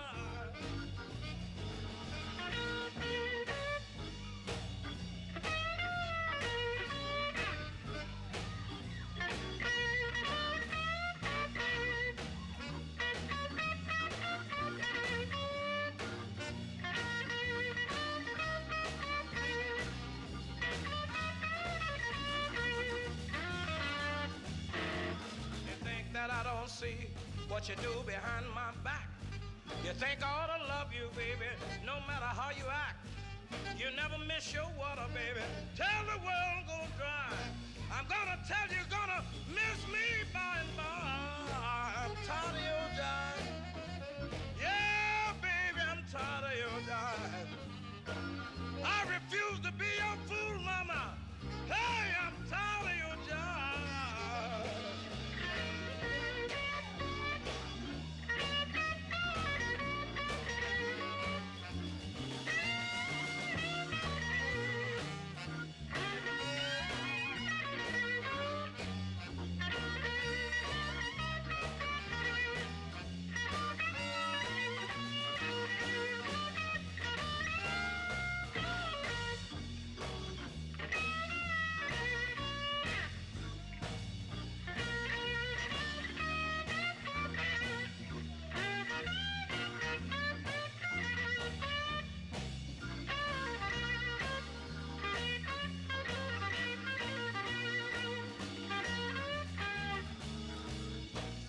Smiling like nothing wrong.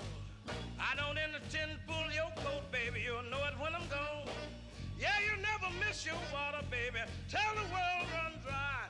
Now I'm gonna tell you, gonna miss me by and by. I'm tired of your jive. Baby, I'm tired of your jive. Yes, I'm here to tell you, woman. Baby, I'm tired of your jive. Yeah.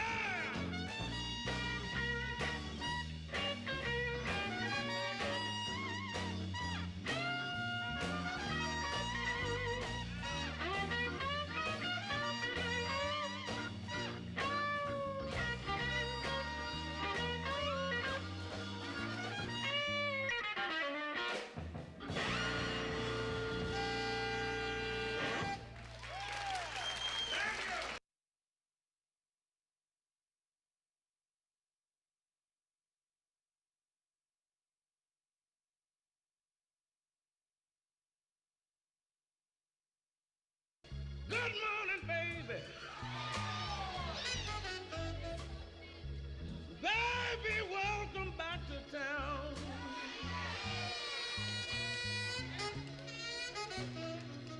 Oh,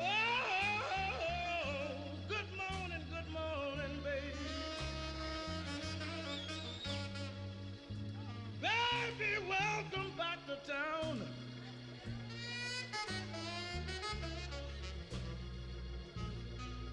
Yeah, you're doing so much traveling, woman. Oh, never know when you're gonna be around.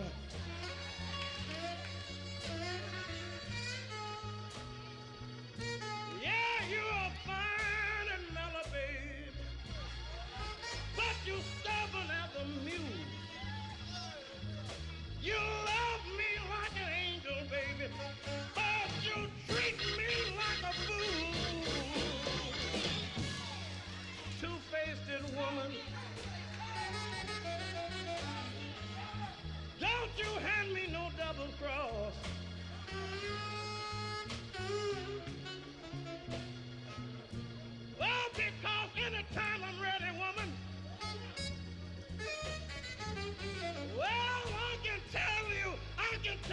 baby, get lost.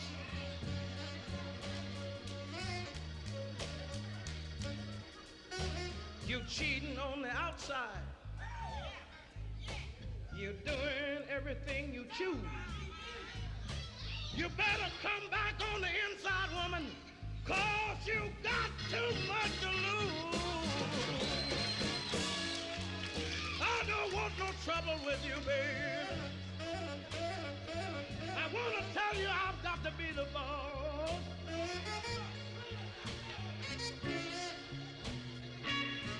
Yeah, because anytime I'm ready, baby, oh, I can tell you, baby, get lost.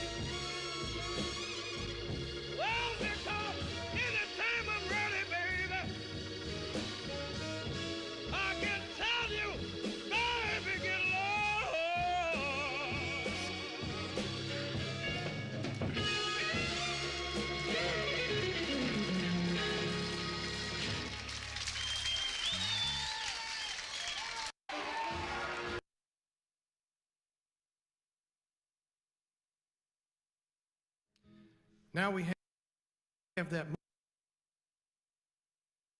moment of convergence of blues and trains and harmonicas. And I'm going to ask our featured vocalist to come up and join us. Please welcome Sonny Crownover.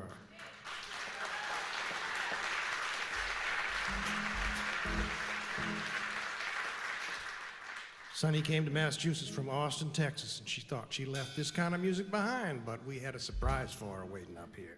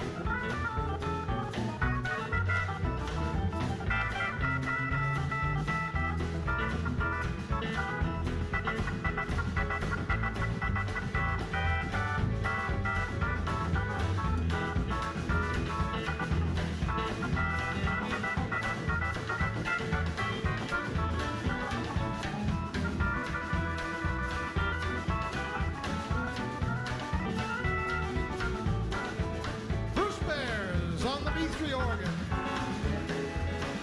Train I ride is 16 coaches long. Train I ride is 16 coaches long. Well, that long black train, it took my baby to school. Mystery train.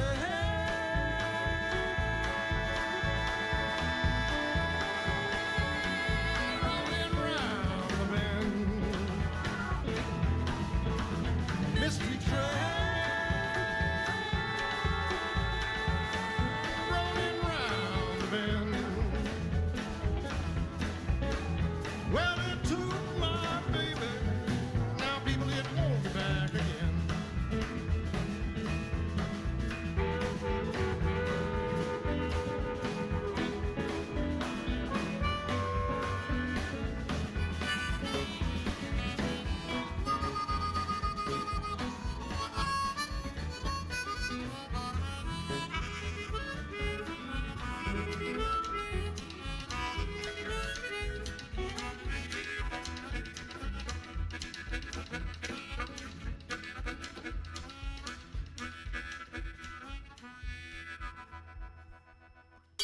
Mystery train.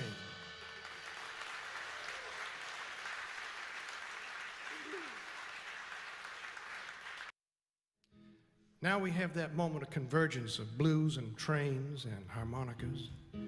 And I'm going to ask our featured vocalist to come up and join us. Please welcome Sonny Crownover.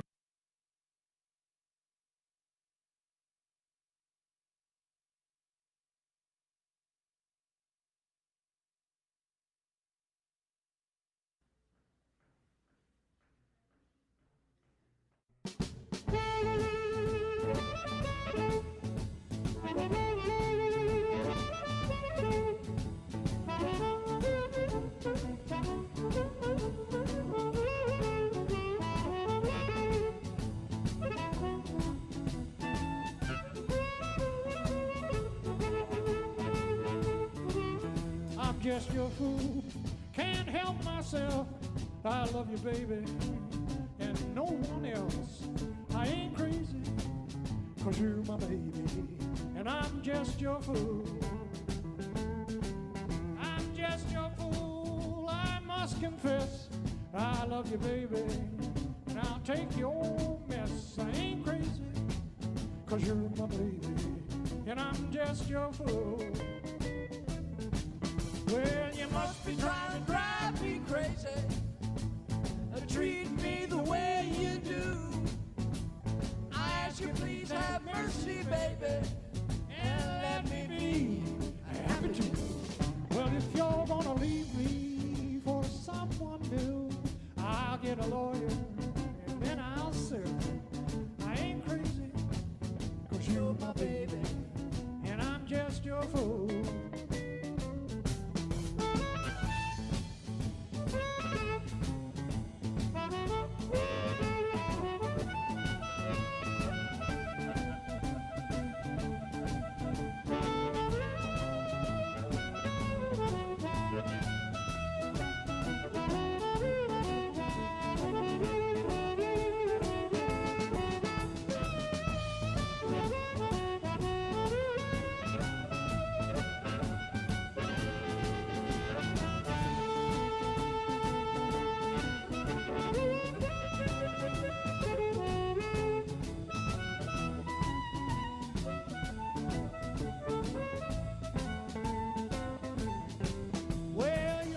Trying to drive me crazy, to treat me the way you do.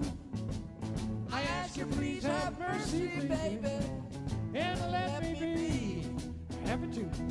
Well, if you're gonna leave me for someone new, I get a lawyer and then I'll sue. I ain't crazy, 'cause you're my baby, and I'm just your fool. All right, Tom, let's go.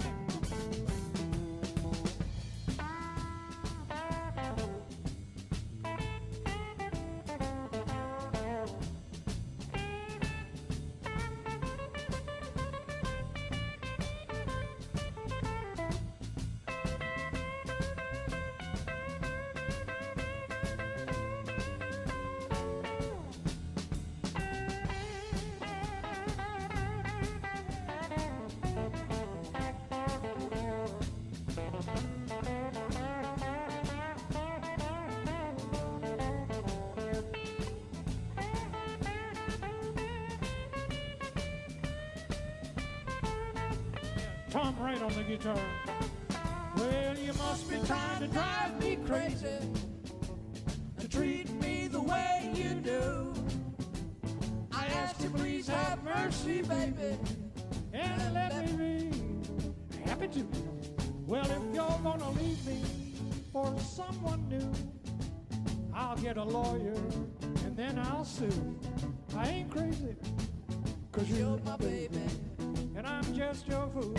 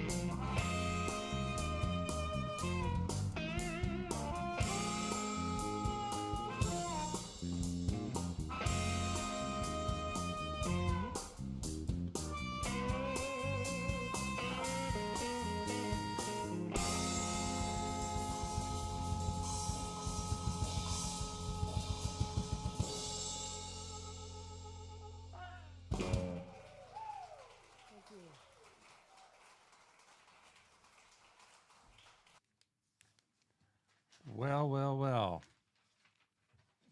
That's a fair dose of my collaboration with my band. In case anybody missed the connection, the name of the band is the address of Chess Records in Chicago, Illinois in the 1960s. And it's our tribute to the brothers Rzesz, who came from Poland speaking only Polish and Hebrew,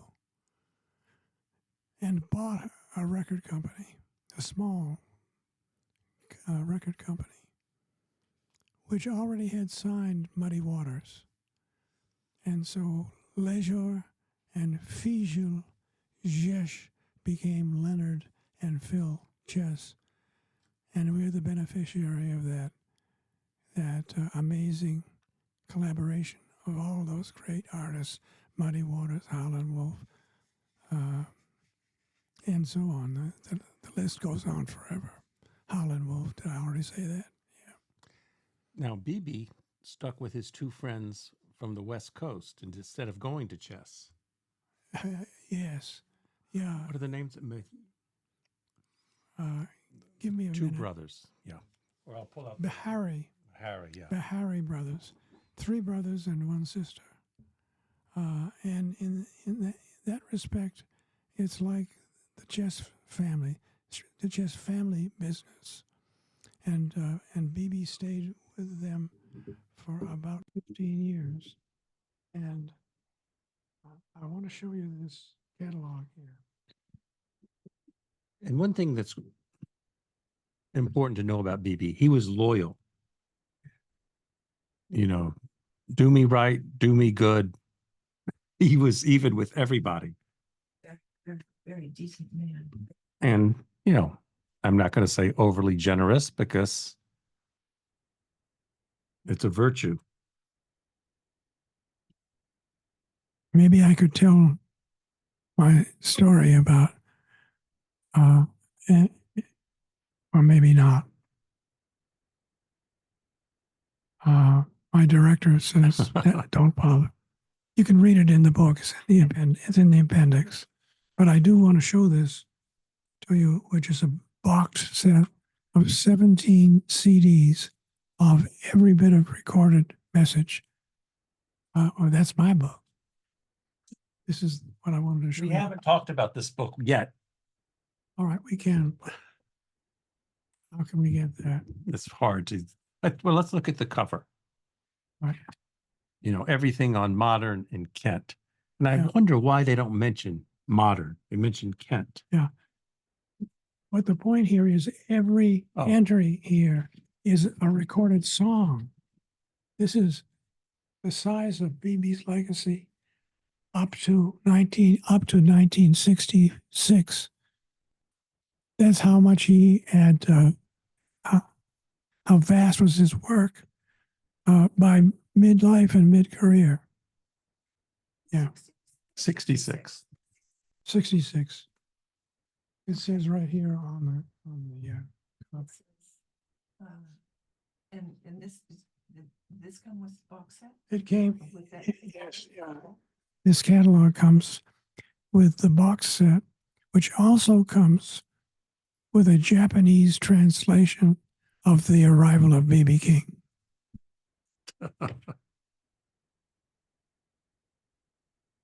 That was unexpected. But you can imagine what a thrill. Yes. Now, you were about to ask me, Bill. Oh, I just brought up the LA group that recorded him, but you answered that. The Bahari brothers. The Harry brothers. Yeah, they were basically fair with him. Though there were a couple of times when they had a big row, and BB tried to quit Modern Records and go to the Chess Brothers. But Modern wouldn't just give him up like that, and they persuaded him to come back. Whatever problems he had, they made them right. And then, of course, ABC Paramount bought Modern Records completely. And it was under ABC Paramount that he had his biggest hit, The Thrill Is Gone. Thrill Is Gone. I'm sorry for my hoarse voice, my hoarse voice, but I'm trying. Doing a great job. About 1984. What's that? When did it come out? 1984? When Which did The Thrill Is Gone come out? 69, 70? Was it that early? Yes. Yeah. Oh, yes, it would have been. I guess that yeah, 2 points to 69. something Yeah. that BB did not have before. It's just what we call a crossover. Yeah. You know, you were talking about, you had to go to Skippy Jacks to find a BB King record when you were many, many Yeah, years ago, yes, and yeah. you just could not find Right. in a white neighborhood BB King records. Yes, I remember when that came out, and I Yep. remember it very well. The same with Muddy Waters. Yeah. And for me, very frustrating that No. W. Jacobs was unknown, even in a big city record store. And this is the book we've been referring to, Daniel Divesay, King of the Blues. Yeah. Very comprehensive, superb book. And, He was, and this guy's not just self-promoting, but here's a gorgeous book called BB King, From Indianola to Icon. This is about the friendship and the photographs that Charlie, show the inside cover. the hand, Yeah. I'm very proud of this. That was BB repairing the saddle on his B string.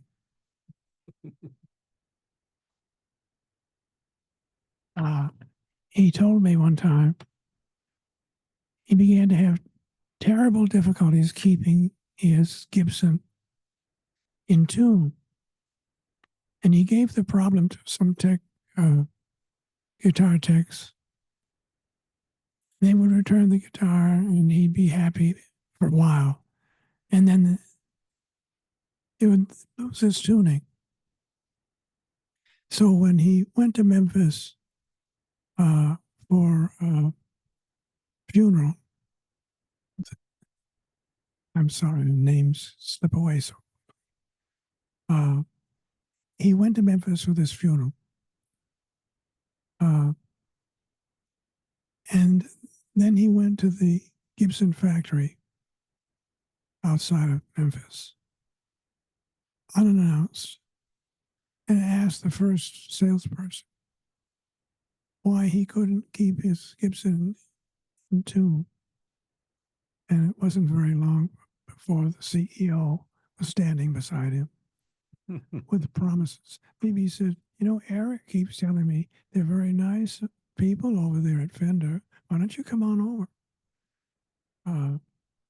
And when BB told me this story, he said, I just took delivery of 2 brand new Lucille guitars that came from the president of Gibson. We'll see how they do. Anyway, makes a nice story. Yeah. Well, my new book is a kind of sequel to the first book. In the first book, there were lots of photographs, and they were all there to support the text, the story, the biography. And then a few years ago, when I had a lot more time on my hands, and I began going through my photo archive, I would see that everything that had been in the arrival was part of a collection around the same events, the same, for instance, George Benson sitting in with B.B. King at the Bottom Line in Manhattan. And this is a thing of mine, is using the still camera to capture transactions, to capture events And I had about 8 eyes of George and Bibi. That's an interesting story, too. George Benson was at the height of his popularity. He had just recently come out with on Broadway, and he came to the show and took a seat at a table. And when Bibi took the stage, he told the audience, "We're very pleased, very proud that George Benson is in the audience tonight." And Benson shouted out, "I want to play." And Bibi said, "Well, come on up." And Milton Hopkins, the second guitarist, handed him his Gibson.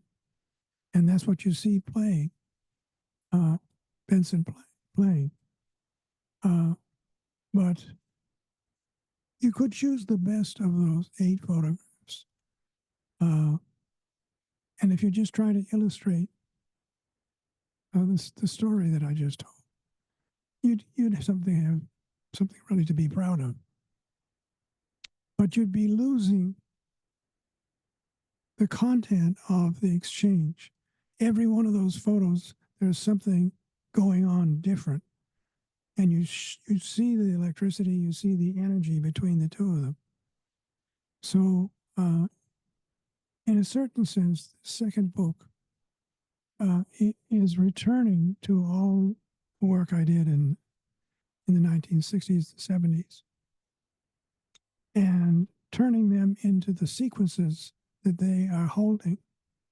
And now the text, which is quite substantial, about 40,000 words, is there to support photographs.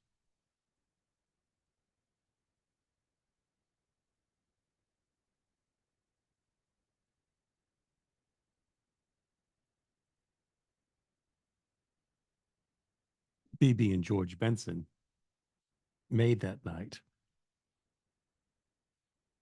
I didn't know this because I went to that concert at the Bottom Line you described and had not thought about it for many, many years. But then I realized, well, the music was phenomenal, but should I have been there the night before? So share with us what happened the night before. Jackie Kennedy came as just a concert goer. And everybody was very respectful. There were no autograph seekers. There were no spontaneous hugs or anything like that. No photographers? No photographers, including me. I'm no fool. I don't want to make friends with the Secret Service. And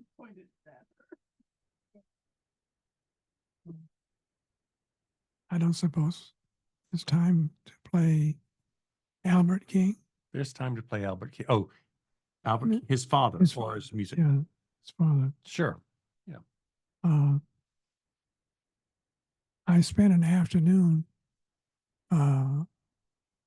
visiting with Albert King. He was gregarious, to say the least. And I asked him what he could remember about the day Riley was born. And I had my tape recorder, my little portable recorder running. And I captured it. And now it's on the web.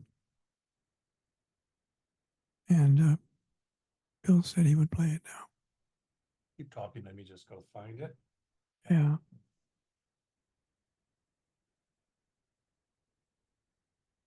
Keep talking. That's not usually a problem. I've got 2 Albert Kings on Riley's birth. Yes, that's Clear Dot. That's the one. Okay. The other one is Albert King blowing harp. Shall we play both? Yes, neither of them is very long. Okay, here we go.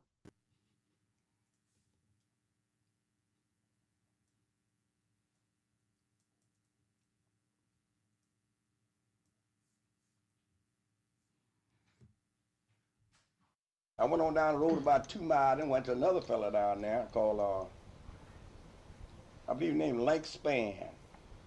And I asked him what he charged me to go on down there and get the midwife for me, see? He said, I won't charge nothing, just pick cotton till I come back. So I put on his sack and picked cotton until he went and got the midwife and carried it to my house. Then he come back and he gave me, that's what he charged me, told me nothing, see? Well, that's what friends do. So when I got back home, then BB's born. That's why I know how old he is. Know when he was born. He born 16th day of September 1925, see? I know more about him and know about any of the children. And he just been a good boy for me ever since, see, cause he helped me with all these children I got here, these grandchildren I got here. He helped me with all of them, his sister's children, he helped me with all of them. Cause the boy playing in the band with him, Walter.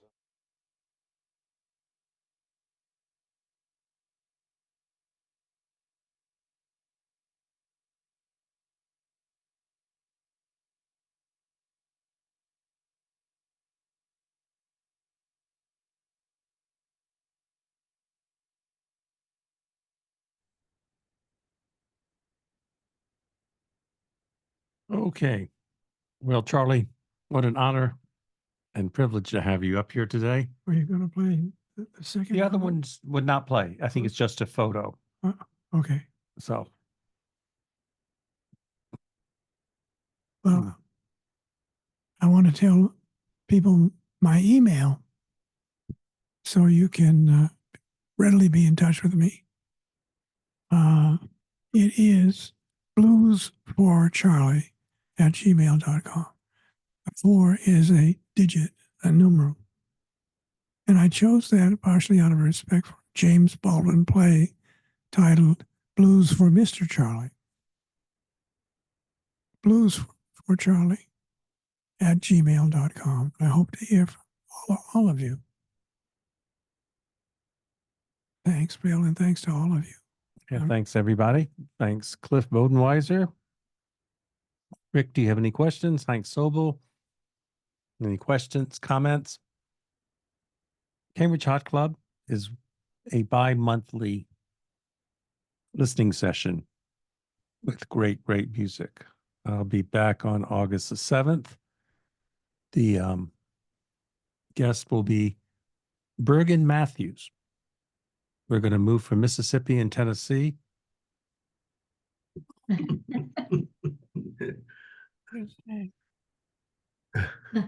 Here's Tony. Hi, Charlie. One of my grad school roommates I was telling you about.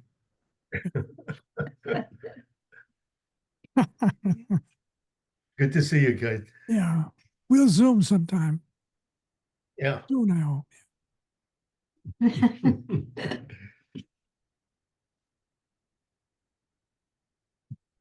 All right, everybody. Thanks, everyone, for joining us tonight. And we'll be back in 3 weeks. Music from Alabama. 150 years of music from Alabama. My guest will be Bergen Matthews, author of The Magic City. In 3 weeks or 2 weeks? 3 weeks, not 2 weeks, because 2 weeks is the 31st. And I won't be here. So All right. Sorry, Cliff. Sorry. Lots of good programs coming up. Well, what shall we go out with? Slam Stewart? Yes. Jamie Cullen? Whatever. Okay. We'll do a set with Jamie Cullen, Milt Jackson, and Slam Stewart. Wonderful taste in music. Good night, all. Thank you for joining us. Bye-bye.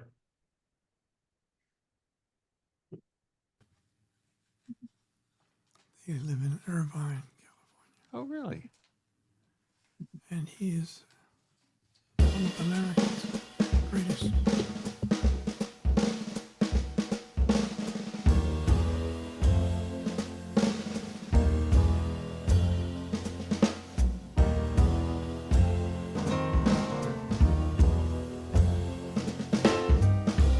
After all, the jacks are in the boxes, and the clowns have all gone to bed. You can hear happiness staggering on down the street, prince dressed in red,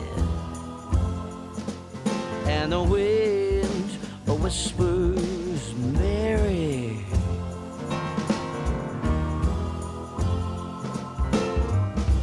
A broom is drearily sweeping up the broken pieces of yesterday's life. Somewhere a queen is weeping, somewhere a king has no wife, and the wind cries Mary.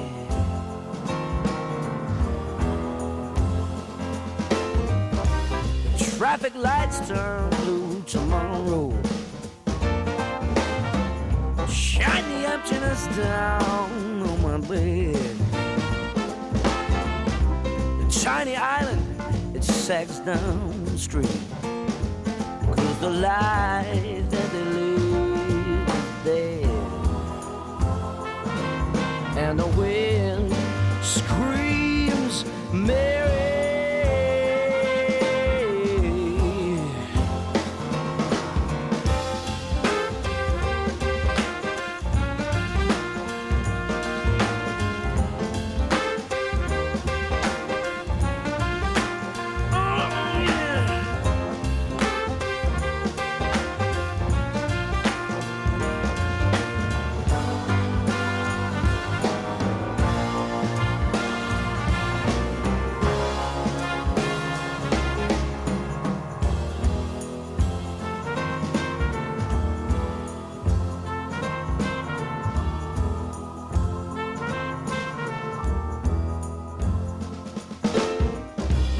Well, the wind ever remember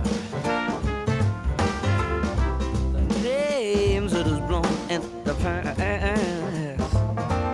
With its crutch, its old age, its wisdom, whispers, no, this will be the